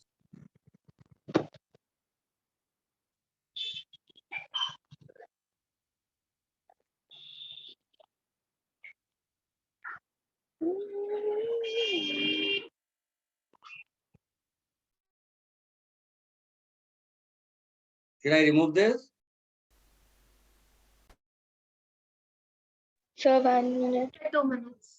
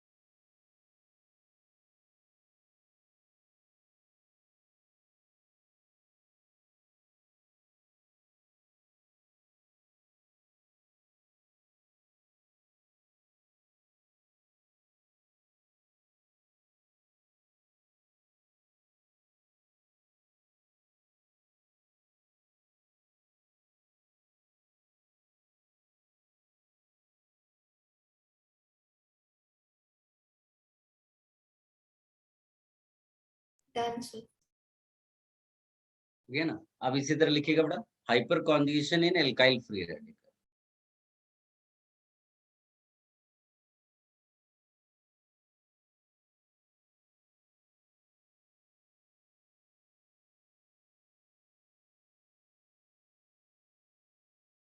देखो बेटा,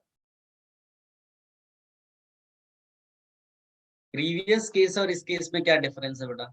उस बार जो डेफिशिएंसी थी वो ज्यादा थी क्योंकि उसके पास एम्प्टी ऑर्बिटल था। इस बार उस ऑर्बिटल में एक इलेक्ट्रॉन है, उसको केवल कितना चाहिए बेटा?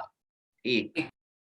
अब ये जो है इसके पास ज्यादा कोई इलेक्ट्रॉन तो है नहीं, तो ये क्यों जबरदस्ती का इलेक्ट्रॉन देगा? इसलिए ये भी एक ही देगा। क्या मेरी बात समझ में आई बेटा? यस। यानी एक इलेक्ट्रॉन H के पास रह जाएगा। ध्यान से देखोगे तो डी लोकलाइजेशन हो गया, ऑड इलेक्ट्रॉन यहाँ से उठ के यहाँ चला गया। वही बॉल वाला एग्जांपल याद है ना? सर एक बॉल इसको एक बॉल उसको देते पासिंग। हाँ, तो यानी कि सिस्टम क्या हो गया बेटा? हाँ सर, स्टेबलाइज। और एक किसी को नहीं मिल पाता, मतलब एक सबको पास होता है और जो बंदा उस टाइम खड़ा रहता है उसको बॉल पास नहीं हो सकता, वो ऐसे ना। इसको यहाँ पर भी हम लोग क्या बोल देंगे? More number of alpha H implies what? More hyperconjugation, more delocalization, more हाँ, वही हाइपर पूरा कंजुगेशन, वही लिखना है, मोर ज्यादा। स्टेबिलिटी। हाँ, मोर रेजोनेंस। ये रेजोनेंस नहीं है। Hyper conjugation.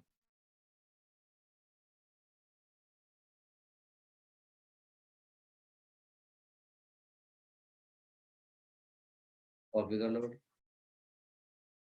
वो एक ही इलेक्ट्रॉन क्यों दिया, वो वापस एक्सप्लेन करो।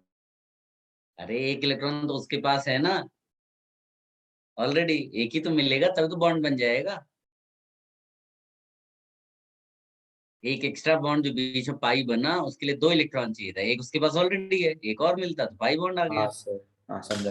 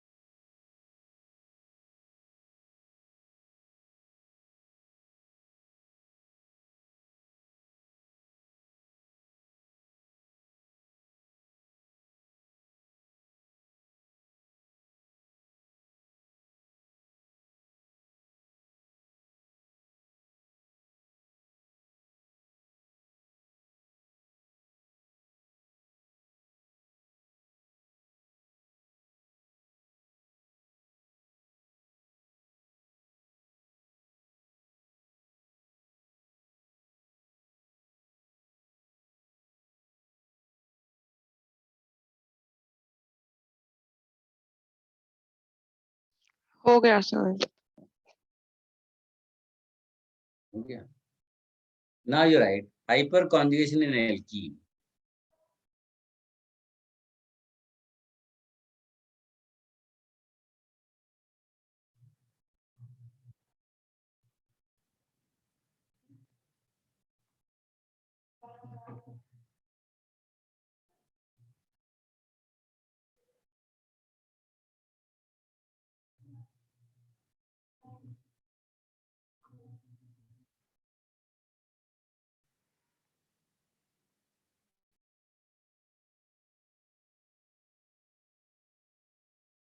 सर आप कुछ बोल रहे हो?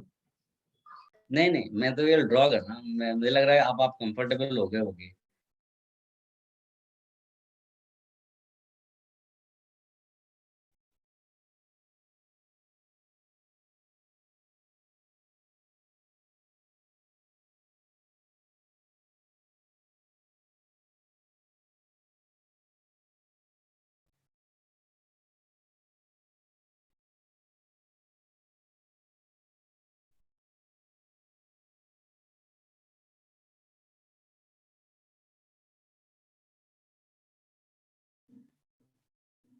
कॉपी कर लो बेटा।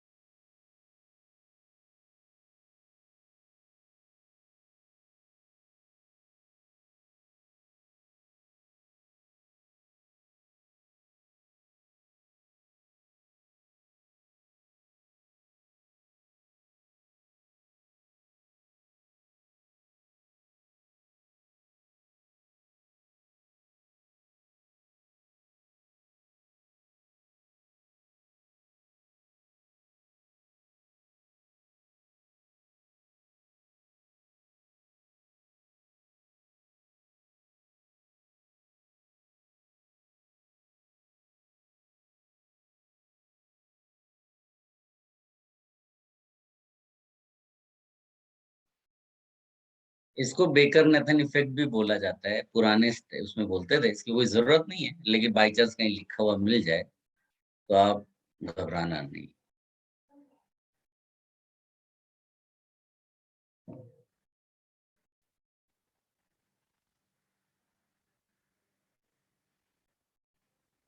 सर आप उसकी स्पेलिंग बोल सकते हो? BAKERNACHAN। ठीक है बेटा? ओके हाँ sir, thank you.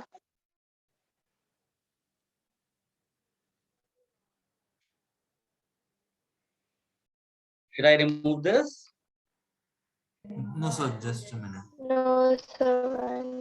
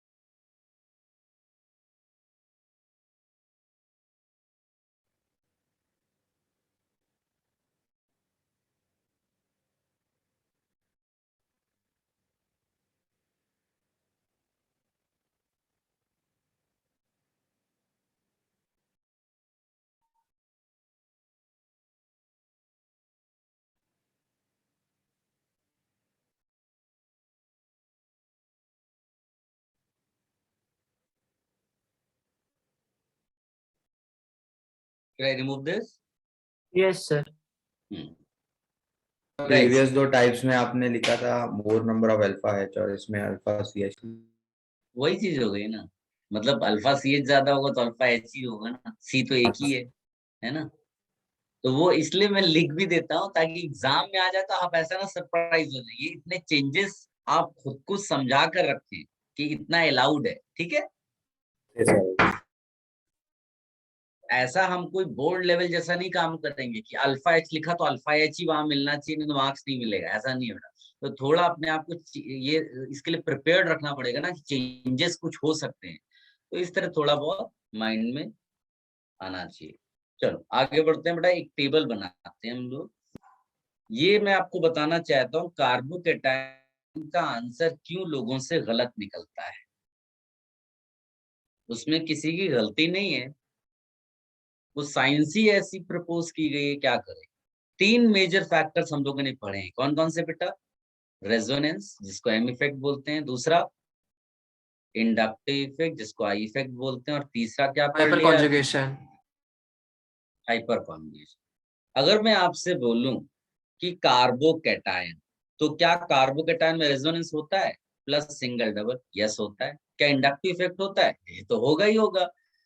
Hyper conjugation होता है क्या? हाँ अभी तो पढ़ा हमने। फिर एक दूसरा एग्जांपल लेते हैं, यहाँ कार्बन आयन। कार्बन आयन में क्या रेजोनेंस होता है? फोर्स होता है। क्या इंडक्टिव होता है? फोर्स होता है। हाइपर होता है? नहीं होता है। अब आप सोचो, जैसे ये 2 केसेस है, इसमें क्या हो रहा है? मोटा आदमी एक पतले आदमी से फाइट करता है, मोटा आदमी स्ट्रेंथ में ज्यादा है, पावर ज्यादा है उसके पास, तो बताइए कौन जीतेगा? मोटा आदमी। मोटा। क्या तुम्हें आंसर निकालने में कोई प्रॉब्लम फेस करनी पड़ी? नहीं, it's very easy, because inductive is a weak factor, resonance is strong factor, strong dominate किया, आंसर निकल आया। कोई डिफिकल्टी बेटा? अब मैंने फ्री रेडिकल चूज किया। फ्री रेडिकल में क्या रेजोनेंस होता है? ऑड सिंगल डबल, ये सब ऑफ कोर्स होता है। क्या इंडक्टिव होगा? होगा, लेकिन उसका इन्फ्लुएंस नहीं होगा उतना ज्यादा। क्यों? क्योंकि इंडक्टिव क्या करता है? हल्का सा पुश या पुल करता है, उससे क्या होगा? चार्जेस डेल्टा माइनस या डेल्टा प्लस बढ़ते हैं। एक न्यूट्रल चीज का प्लस माइनस से उतना ज्यादा इन्फ्लुएंस नहीं होगा, न्यूट्रल है। अगर वो प्लस होता तो डेल्टा प्लस से उसका प्लस बढ़ा देते, माइनस होता तो डेल्टा माइनस उसका माइनस बढ़ा देते। लेकिन न्यूट्रल मान लीजिए ऑड इलेक्ट्रॉन, तो ऑड इलेक्ट्रॉन ना तो बढ़ा पाओगे ना कम कर पाओगे। ऑड इलेक्ट्रॉन कब यहाँ से हटेगा? जब आपका या तो हाइपर कॉन्जुगेशन आए या रेजोनेंस आए, क्योंकि वो फुल ट्रांसफर देते हैं। क्या तुम लोग मेरी बात समझ पाए?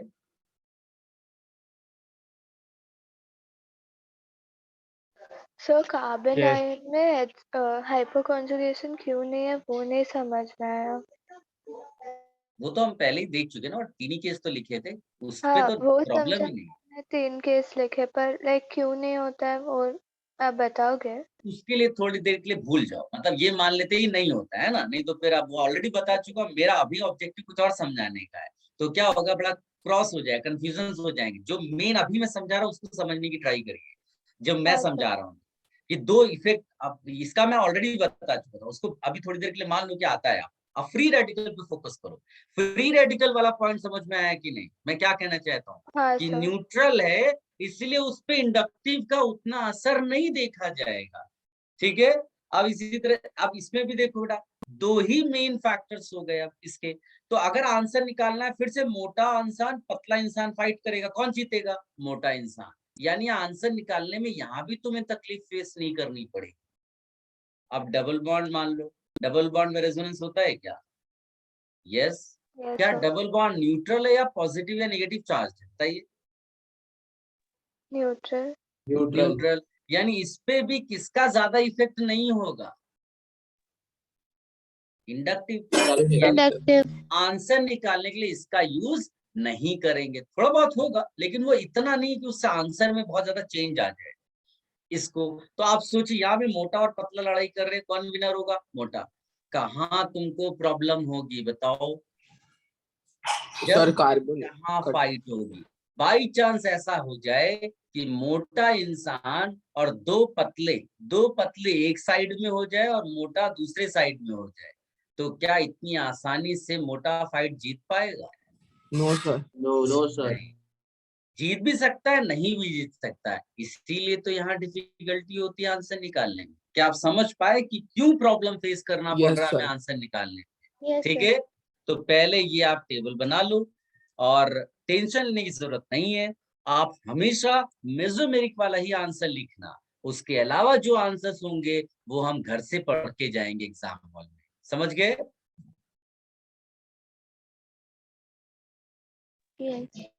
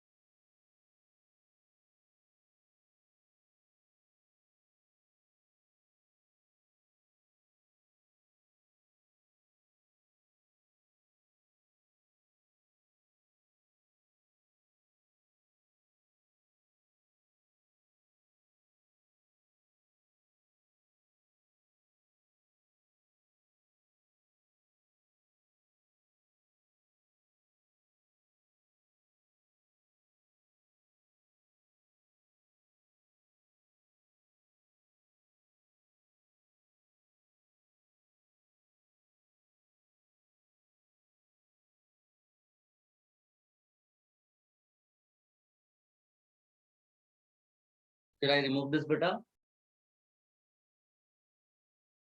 Yes, sir. Yes, sir. Yes, sir. Now back to the same point. ये याद है, यहीं से तो शुरुआत की थी हमने, कहानी यहीं से शुरू हुई थी हाइपर कॉन्जुगेशन के लिए। ठीक, इसको अब नए पेज पे लिख लेते हैं। एवरीवन ध्यान से देखो बेटा, इसको बोलते हैं बेंजाइल कार्बोकेटायन। क्या बोलते हैं बेटा? Benzyl carbocation. और इसको बोलते हैं tertiary carbocation.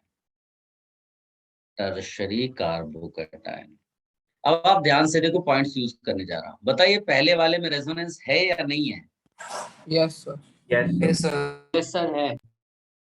5 resonating structures plus यहाँ से जब ऑर्थो पे जाएगा, फिर ऑर्थो से पैरा पे जाएगा, पैरा से फिर ऑर्थो जाएगा, ऑर्थो से वापस यहाँ आएगा, 5 ऐसा हो जाएगा। तो ये सब आप सेकेंड्स में पता कर पाओगे 5 मैंने कैसे लिख दिए। अब इसमें देखो क्या लिखेंगे। अब सोचिए अगर खाली ये फैक्टर होता तो विनर कौन होता बेटा? इसमें First पहला one. वाला। अब दूसरा चेक करते हैं बेटा। इसमें देखो इस फिनाइल ग्रुप है, can you see? Phenyl, phenyl group एक इलेक्ट्रॉन विड्रॉइंग ग्रुप है वाया इंडक्टिव। और जबकि यहाँ पर देखोगे तो 3 मिथाइल ग्रुप्स हैं। क्या देख पा रहे हो? ये इलेक्ट्रॉन रिलीजिंग ग्रुप है वाया इंडक्टिव, यानी प्लस आई वाले, ये माइनस आई वाले। बताइए अगर ये अकेले होते तो विनर कौन होता? 2 सर। 2 है ना, रिलीजिंग ग्रुप होगा तो ज्यादा स्टेबलाइज करेगा। फिर आते इस पे, क्या यहाँ पर ये अल्फा कार्बन है, इसके पास H है क्या? तो हम बोलेंगे अरे ये तो अनसैचुरेटेड कार्बन है, जबकि पड़ोसी को सैचुरेट होना पड़ेगा तब जाकर वो इसकी हेल्प कर पाएगा हाइपर कॉन्जुगेशन के थ्रू। तो यहाँ क्या लिखेंगे? No hyper conjugation. इसको देखो कितने सारे अल्फा H है, 3 3 3। कैन यू सी? 9। तो अगर इसके बेसिस पे जाते तो विनर कौन होता बेटा? 2 सर। 2। Second one. क्या तुम देख पा रहे हो? 2 पतले लोग एक साइड पे खड़े हो गए इसको विनर बनाने के लिए, और एक मोटा उस साइड में है। Can you see the situation? Yes sir. यानी यही वो सिचुएशन है जब आंसर आपके बदल सकते हैं।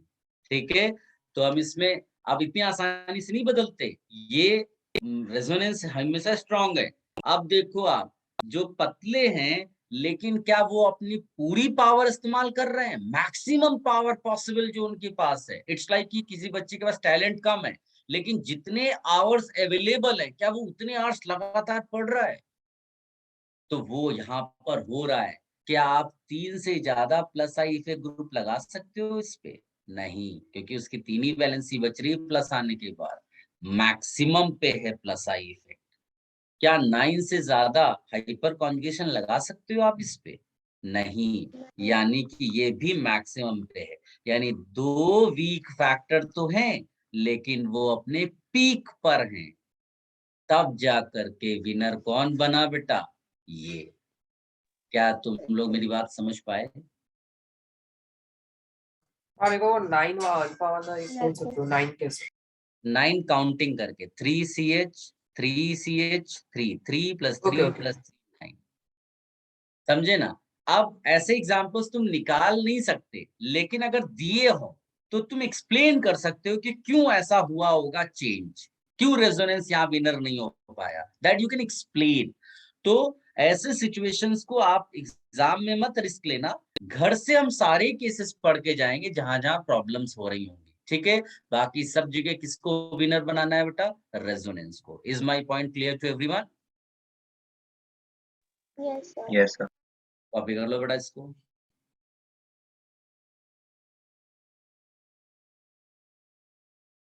अगर किसी बुक पे ये उल्टा लिखा हो तो उस बुक को फाड़ देना बेटा।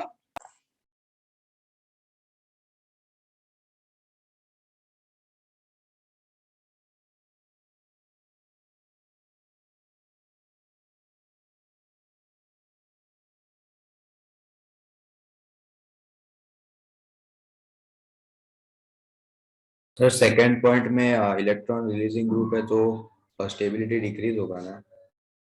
इलेक्ट्रॉन रिलीजिंग ग्रुप कार्बोकेटाइन की स्टेबिलिटी को बढ़ाता है। Carbocation, yes.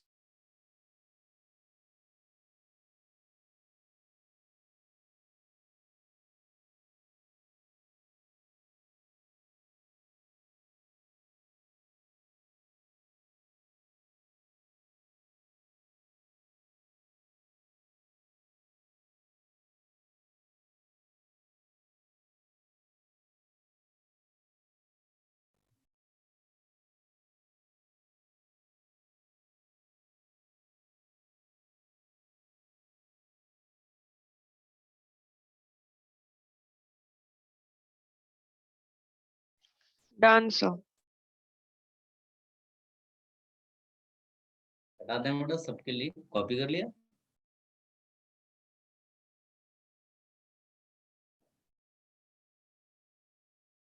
यस। ये तो हाइपर कॉन्जुगेशन लगभग हमने फिनिश कर दिया। अब आप लिखिएगा कुछ स्पेशल सिचुएशंस हैं यहाँ पर, तो लिखिएगा हाइपर कॉन्जुगेशन इन एल्काइल बेंजीन।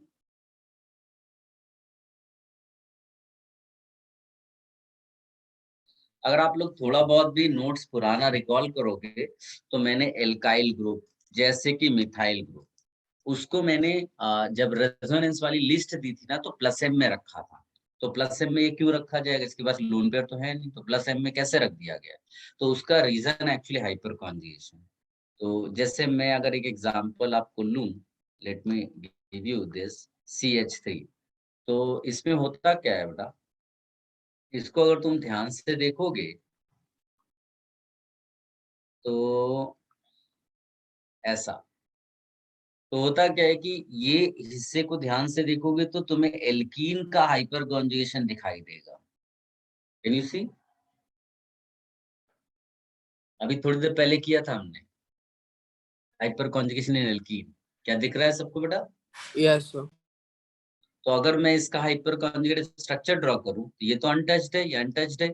यहाँ पर देखोगे एल्कीन के हाइपर कॉन्जुगेशन ड्रॉ करने में ऐसे डबल बॉन्ड आ जाता है, यहाँ प्लस आ जाता है और आगे माइनस आ जाता है, यही स्टाइल है। अब यहाँ क्या स्पेशल है, इसको अलग से क्यों पढ़ रहे हैं? बिकॉज अब आप देखो वही माइनस चार्ज आगे रेजोनेंस दिखाई दे रहा है। Can you see that?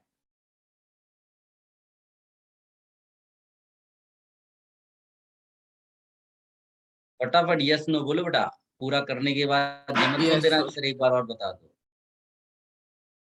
आप देखो फर्दर तुम्हें रेजोनेंस दिखाई देगा,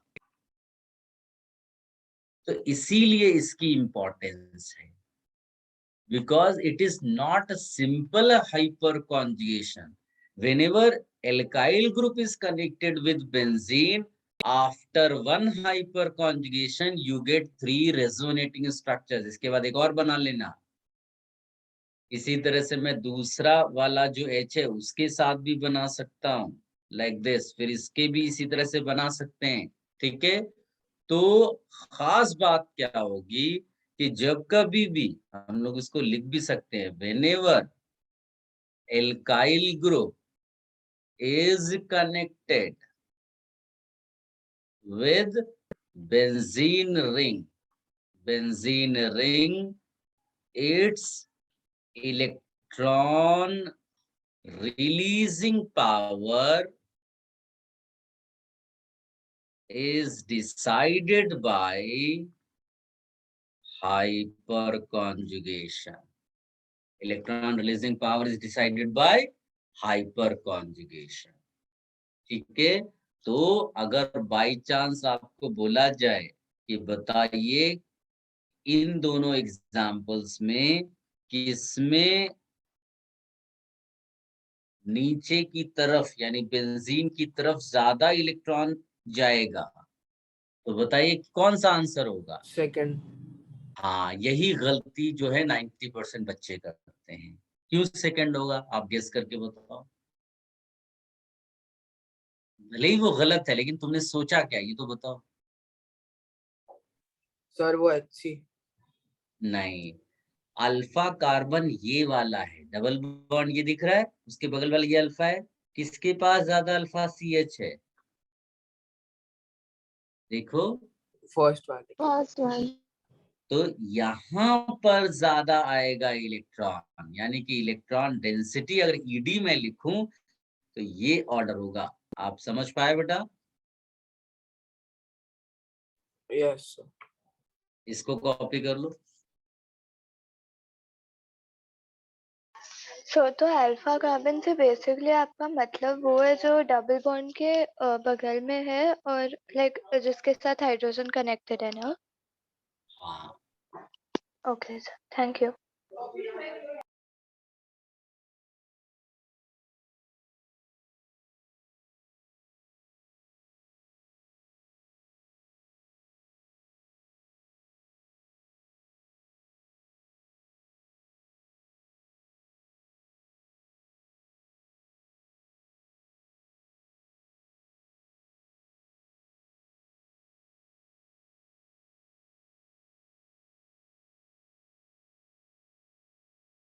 बड़ा दे बड़ा ये पेज। Just a second. नहीं सर,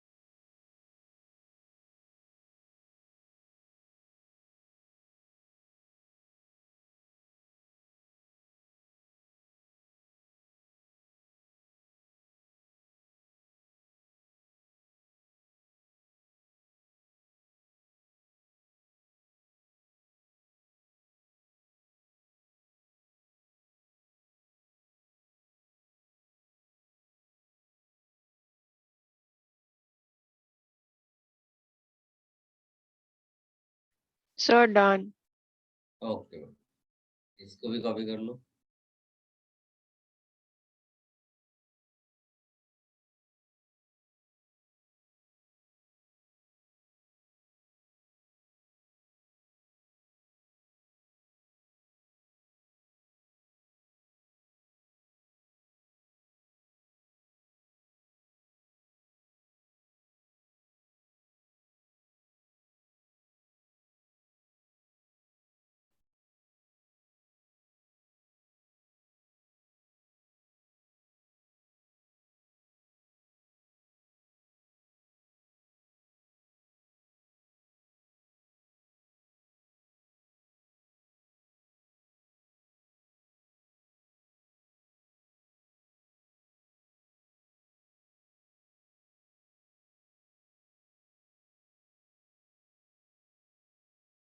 सर यहाँ पे जो स्ट्रक्चर आपने ऊपर बनाया है उसमें खाली H+ की पोजीशन में डिफरेंस है ना, लाइक ऊपर और नीचे में? पोजीशन क्योंकि पहले से ही वो अलग थी ना, जो H इस तरफ है वो H इस तरफ रखा मैंने, जो H था वो इधर वाला था। जब हाँ, ये वाला सेकंड वही बॉन्ड पेयर गया, डिफरेंस है। बिल्कुल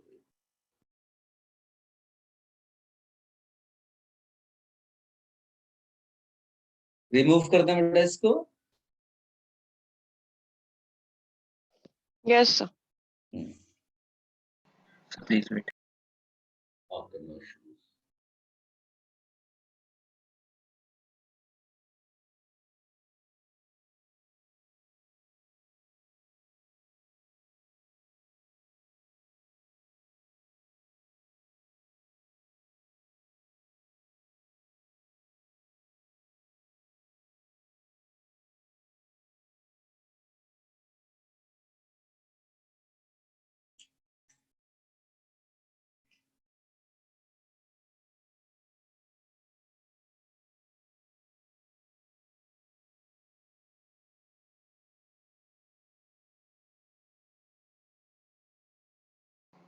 That's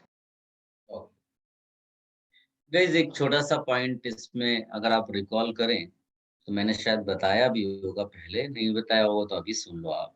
जैसे मैंने एक ग्रुप OH लगाया, ये बता सकते हो क्या कि जब रेजोनेंस ये OH करेगा तो इसका जो इलेक्ट्रॉन पेयर है वो कहाँ कहाँ किस पोजीशन पे जाता है, क्या याद है तुम्हें?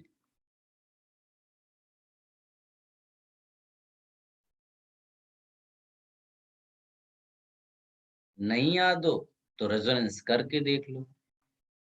ऑर्थो पैरा कहाँ कहाँ जाता है बेटा? Ortho para. कौन सी पोजीशन को टच भी नहीं करता? मेटा बेटा। तो खास बात क्या है कि ऐसा ग्रुप जो इलेक्ट्रॉन रिलीजिंग ग्रुप हो वाया रेजो, तो उसकी कौन कौन सी पोजीशन पे इलेक्ट्रॉन डेंसिटी बढ़ जाती है? ऑर्थो पैरा ऑर्थो पैरा पे। इसका मतलब अगर कोई रिएक्शन करने के लिए इलेक्ट्रोफाइल आएगा तो किस पोजीशन पे अटैक करना वो पसंद करेगा? Meta. Ortho Meta ortho para पे। मेटा पे क्यों जाएगा भाई? अगर भिखारी को पैसे चाहिए तो ऐसे के पास जाएगा ना जिसके पास पैसे हो। तुम तो कह रहे भिखारी भिखारी के पास जाएगा। क्या सबको बात समझ में आई बेटा? इलेक्ट्रोफाइल को इलेक्ट्रॉन चाहिए, जहाँ इलेक्ट्रॉन डेंसिटी ज्यादा है वहां अटैक करेगा। चाहिए। हाँ समझ गए सारे बच्चे? तो ये जो सर। ग्रुप होता है ना, फिर इस ग्रुप को हम नाम देते हैं ऑर्थो पैरा डायरेक्टर। क्या बोलते हैं बेटा? ओपी डायरेक्टर, क्योंकि ये इलेक्ट्रोफाइल को डायरेक्शन दे रहा है कि भाई तुम ऐसा करो, इन पोजीशंस पे जाके अटैक कर दो। क्या सबको मेरी बात समझ में आई बेटा? Yes. ठीक है। अच्छा ये बताओ बेटा, CH3 कौन सा डायरेक्टर होगा, ऑर्थो पैरा या मेटा? मेटा। Meta. अरे अजीब पगले हो, ये भी तो ortho minus para. Ortho para पे ही डलवा रहा है। जबरदस्ती के कुछ भी बोलोगे क्या? समझे ना? तो जैसे OH ग्रुप हो गया, NH2 ग्रुप हो गया, जो भी इलेक्ट्रॉन पेयर अंदर की तरफ भेज पाएंगे रेजोनेंस के थ्रू, चाहे वो इवन Cl Br टाइप के ग्रुप्स हों, ये सब के सब क्या हो जाएंगे बेटा? OP director. डायरेक्टर। और अगर इनका उल्टा कर दो, उल्टा का मतलब जैसे कोई केस ले लो NO2 टाइप का, तो ये क्या करता है बेटा, ये पॉजिटिव चार्ज डालेगा कहां पर, ऑर्थो पैरा पे। मेटा पे ये कुछ नहीं करता, लेकिन ये पॉजिटिव चार्ज ऑर्थो पैरा पे डालेगा। तो रिलेटिवली इलेक्ट्रॉन्स कहाँ ज्यादा होंगे बेटा, बताओ। मेटा पे, मेटा पे। तो ये हमारे लिए क्या हो जाएगा, मेटा डायरेक्टर। Meta director. तो इस तरह से उस नाम है और कुछ नहीं। तो हो सकता है कुछ रेफरेंस बुक आप सॉल्व करो, उसमें इस तरह की चीजें मिल जाएं। Since we are aware of these things, तो मैंने आपको बता दिया, कॉपी कर लो बेटा।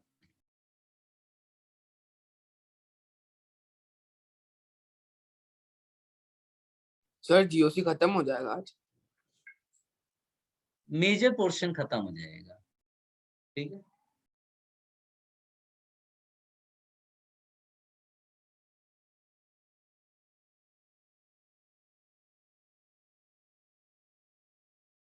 तो NO2 मेटा डायरेक्टर है ना? NO2 मेटा डायरेक्टर है ना? NO2 Meta director.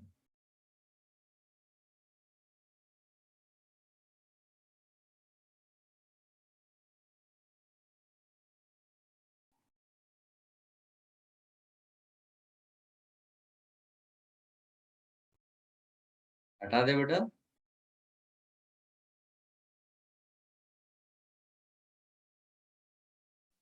No sir 2 minute.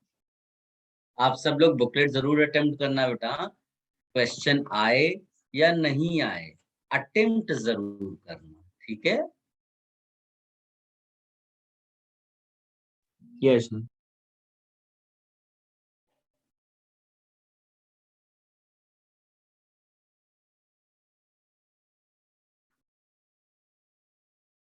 और इसको फटाफट फिनिश करने के बाद MS भी चालू कर देना।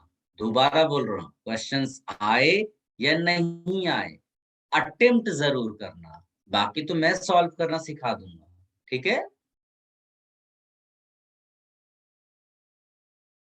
Yes.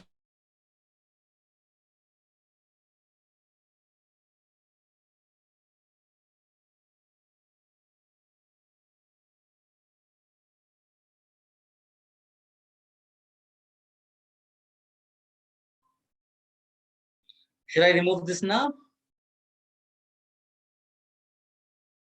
Sir, 1 second, 1 second.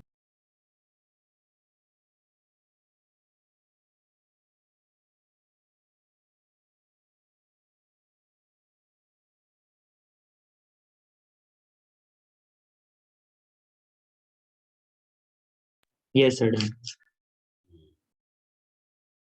Guys, although बहुत एग्जाम में आता नहीं है, लेकिन एक और कॉन्सेप्ट है इसी का उल्टा, एक्चुअली रिवर्स हाइपर कॉन्जुगेशन। नाम से ही पता चल रहा है, उल्टी डायरेक्शन में है ना, रिवर्स हाइपर कॉन्जुगेशन। तो ये इसमें क्या होता है कि flow of electrons is in opposite direction. Flow of electrons किधर होता है, इज इन ऑपोजिट डायरेक्शन,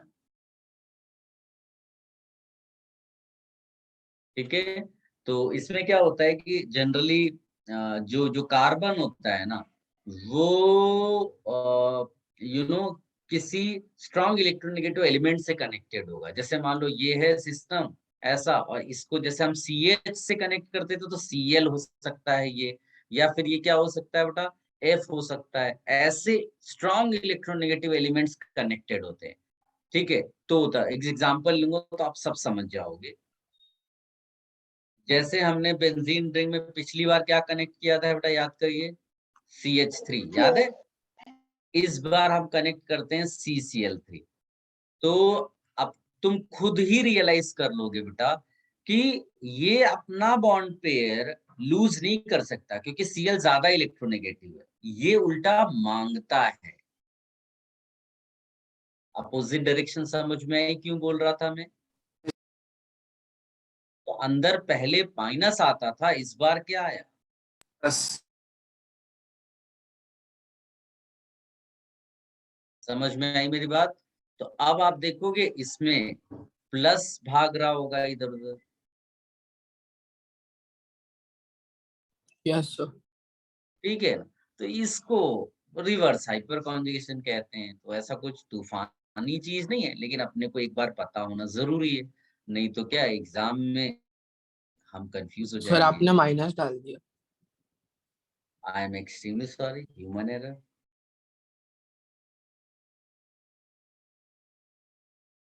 ठीक है, इसी तरह समझ लो और बन जाएंगे। इसको लिख लो बेटा।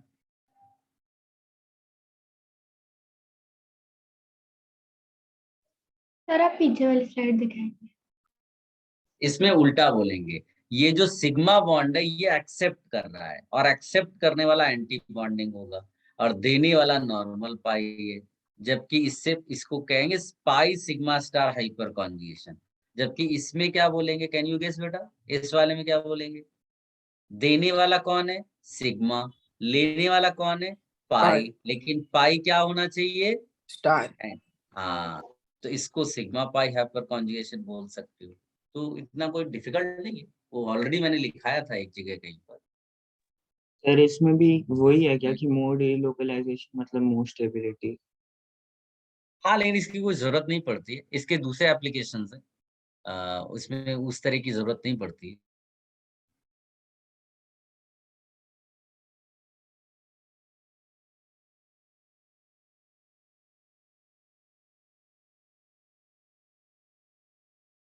सर यहाँ पे टोटल में 9 स्ट्रक्चर्स बनेंगे ना? कहाँ पे? इसके बाद आपने वो जो CCl लाइक 2 Cl के साथ हाँ, लेकिन बनाया उसमें देख फिर। लेना कोई कॉमन ना, कॉमन वाले हटा देंगे। हाँ? अच्छा ओके। हाँ ये कॉपी कर लिया बेटा, इसको चेंज कर दें, यस सर। इसको भी कॉपी कर लो। फिर मैं आपको कुछ एप्लीकेशंस करा दूं, इससे क्या है आपका जो अटेम्प्ट वाला पार्ट होगा ना बुकलेट का, ये सब बहुत आसानी से आप कर लो।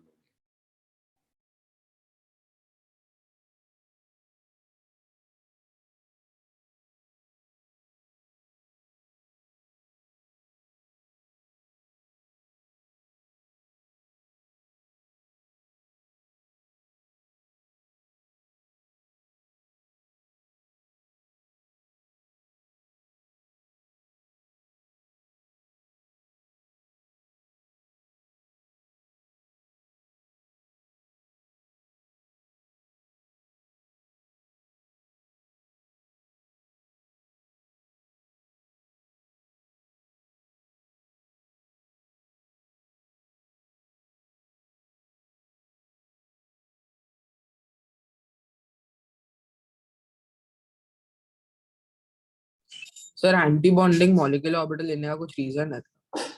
हाँ, क्योंकि बॉन्डिंग वाला तो भरा होगा ना, इलेक्ट्रॉन जब कोई चाहता है तो कहाँ रखेगा? ऑर्बिटल में। ऑर्बिटल क्या होना चाहिए? खाली। खाली कौन होगा? Anti bonding. इसको हटा दें बेटा। Yes sir. अब आते हैं एप्लीकेशन पार्ट पे, जिसके क्वेश्चंस तुम्हें जिस तरह से मिलेंगे। एक एप्लीकेशन तो स्टेबिलिटी का ही है, तो पहला एप्लीकेशन डाल दो stability of free radical. Stability of free radical, like if I take this,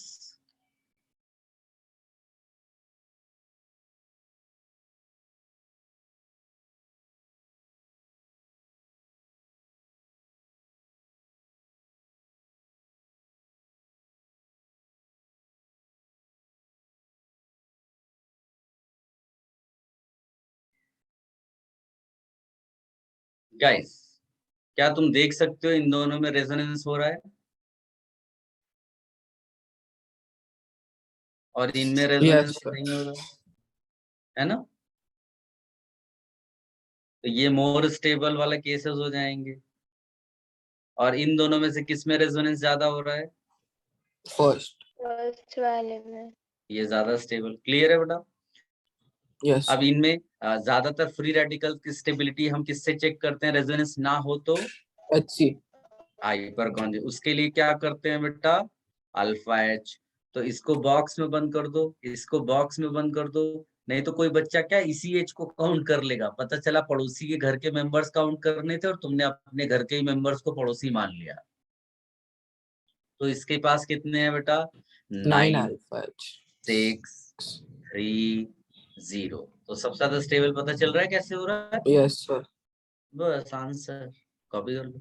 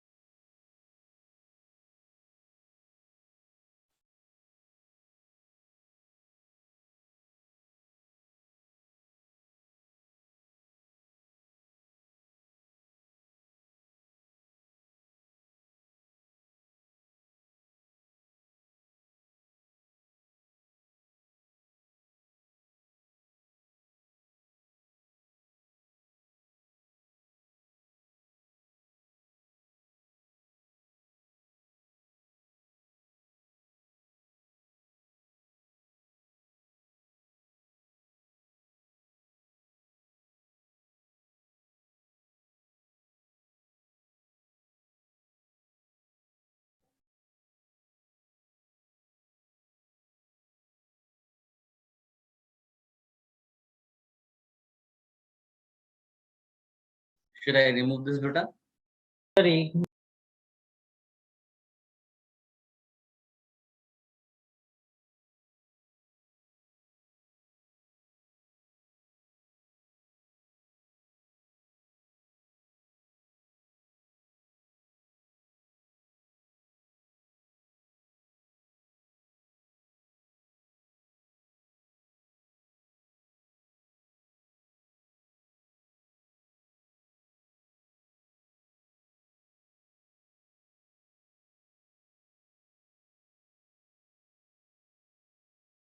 yes sir done.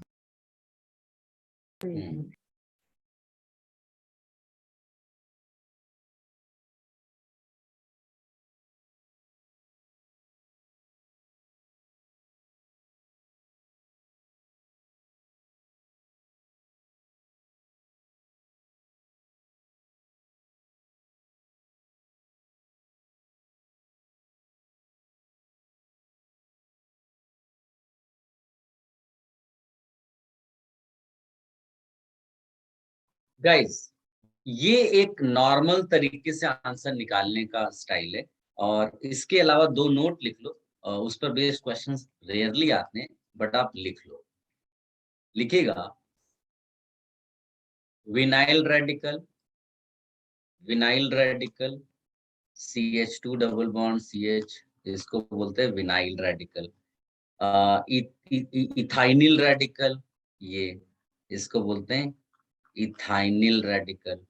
इसके अलावा phenyl radical C6H5 phenyl radical. इसके अलावा try chloro methyl radical, try fluoro methyl radical. These are all less stable than alkyl radical।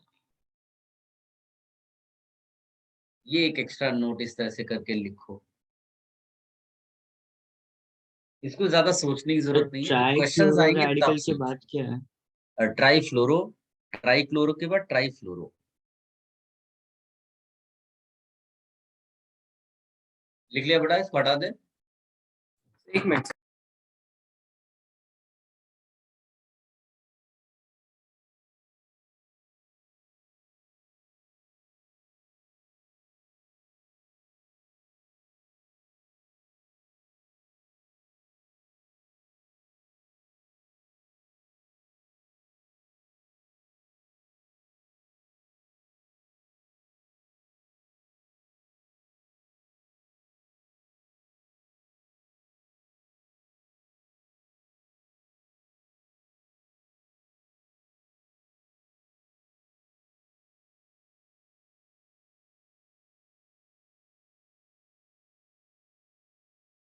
Next note लिखिएगा बेटा,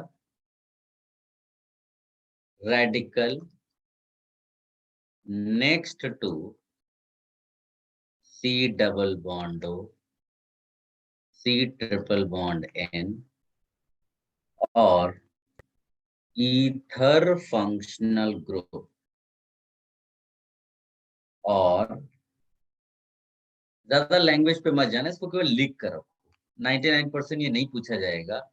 centred to carbonyl carbon are even more stable than alkyl. जैसे कि ये example है,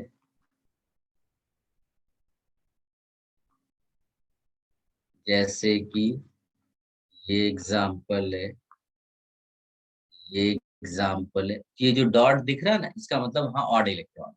ये copy कर लो।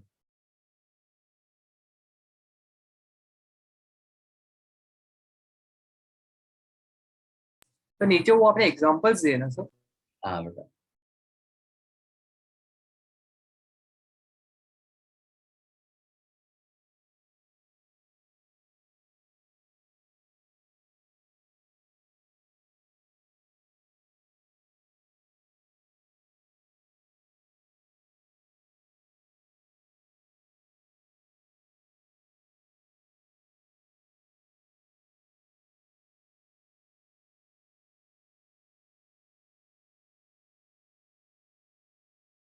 सर इसके पहले वाले स्लाइड पे आपने वो विनाइल और इथाइनल का भी लिखा था, तो वो भी लेस स्टेबल है? ये मोर वाला है, वो लेस। हाँ वो भी लेस ही थे ना, मुझे वो लगा भी लाइक नहीं, वो एक अलग। वो भी नहीं। ये एक नोट है जो लेस स्टेबल से रिलेटेड है, और ये एक नोट है जो मोर से रिलेटेड है। हाँ सर मुझे वो समझा, पर मुझे लगा कि खाली आपने वो जो लिखे थे नीचे वाले उधर खाली वही थे लेस स्टेबल। नहीं नहीं, ये कॉपी कर लिया बेटा? Yes sir. इसको हटा दें। गाइस नेक्स्ट एप्लीकेशन जैसे लिखेगा इसमें, हीट ऑफ हाइड्रोजनेशन। थर्मोडायनेमिक्स पढ़ रहे हो बेटा? यस सर, पढ़ा है। हीट ऑफ रिएक्शन चल रहा है? यस सर, हो गया। हो गया सर। हीट ऑफ रिएक्शन, अगर आपसे पूछा जाए जैसे हीट ऑफ रिएक्शन होता है तो उसमें कई सारे एग्जांपल्स हो सकते हैं। हीट ऑफ हाइड्रोजनेशन क्या होगा कि जब आप H2 ऐड करोगे लेट अस से किसी एल्कीन में, तो वो रिएक्शन होगा। अनसैचुरेटेड सैचुरेटेड हो जाए। हाँ, तो जो एनर्जी रिलीज होती है उसी को कहते हैं heat of hydrogen. Yes sir, पढ़ा है। Heat of hydrogenation.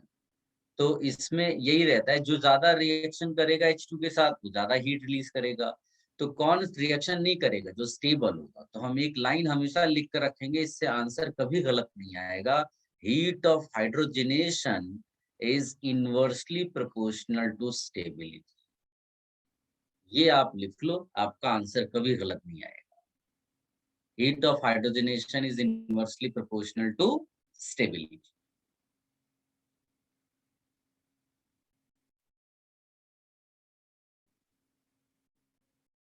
ठीक है बेटा?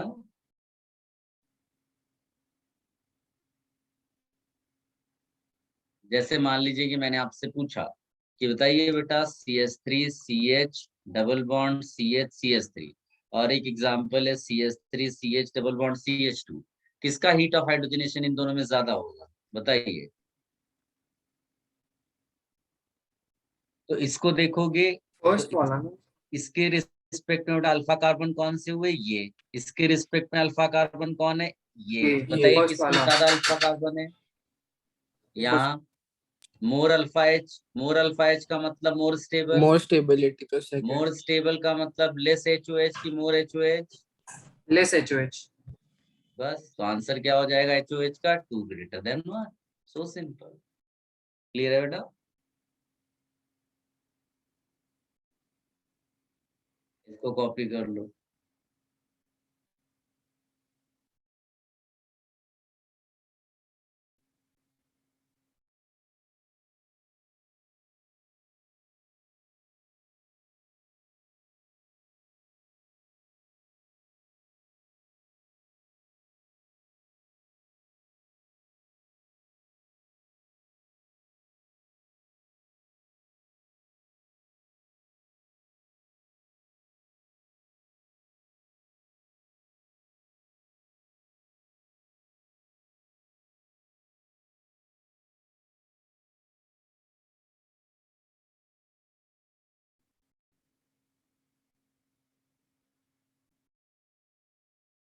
Should I remove this बेटा?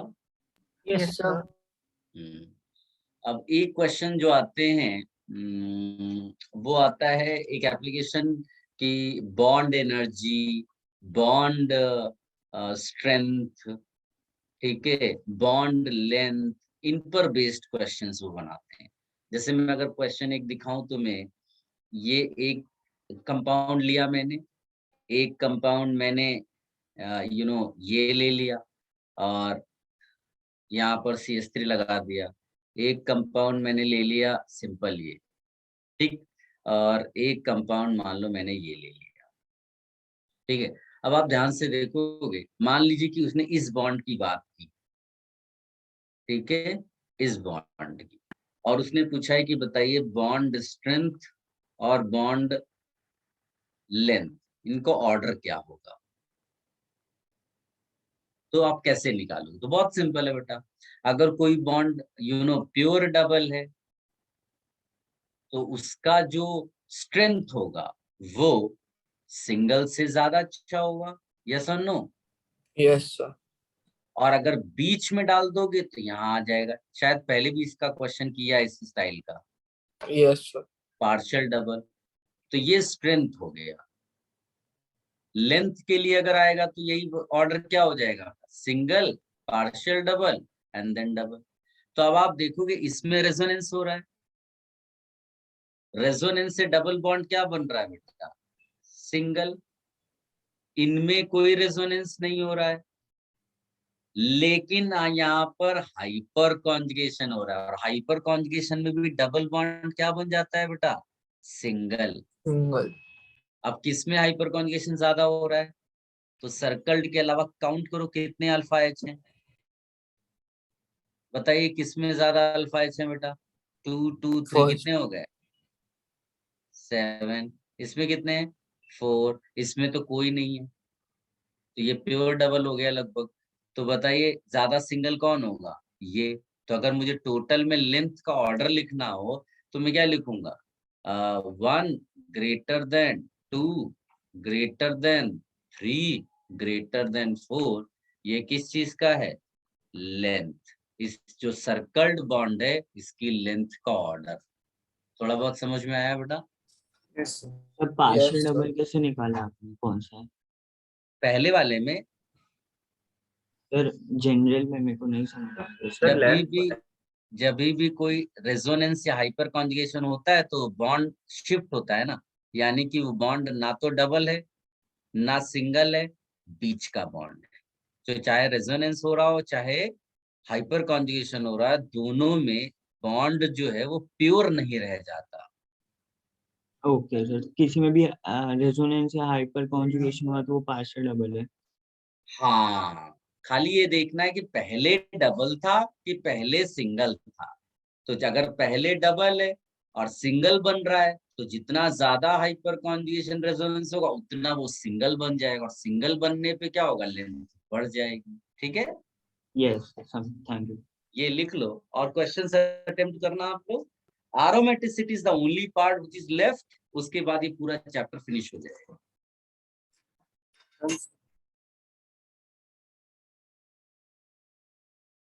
So वो बॉन्ड एनर्जी है ना, बॉन्ड एनर्जी बॉन्ड स्ट्रेंथ और बॉन्ड में ये यहाँ पर कहाँ की बात करो, सर हाँ यहाँ टॉप, हाँ हाँ, तो बॉन्ड एनर्जी का हम लोग कुछ bond energy bond strength same होता है Yes. ऑर्डर। सर हो गया सर। हाँ, now you can. So can you go to the 11th slide? This one, नहीं, इसके पहले ये एक और जिसमें रैडिकल नेक्स्ट टू वाला नोट दिया था। पता नहीं, मेरे को याद नहीं होता कहाँ वो दिया था। इसके क्योंकि बाद है। स्लाइड्स भर गई ना, मैंने तो सब वो भी कर दिया था, रिमूव कर दिए कुछ स्लाइड्स थोड़ा, ओके सर। क्योंकि वो स्लाइड्स भर गई थी ना, बहुत ज्यादा थियरी किया हमने। सर लास्ट स्लाइड दिखाओ ना। अब लास्ट मेरे को नहीं पता कौन सी है बेटा, क्योंकि लास्ट वैसी लास्ट नहीं है ना, ये सब रैंडम वे में, ये वाला लास्ट है अभी। हाँ सर।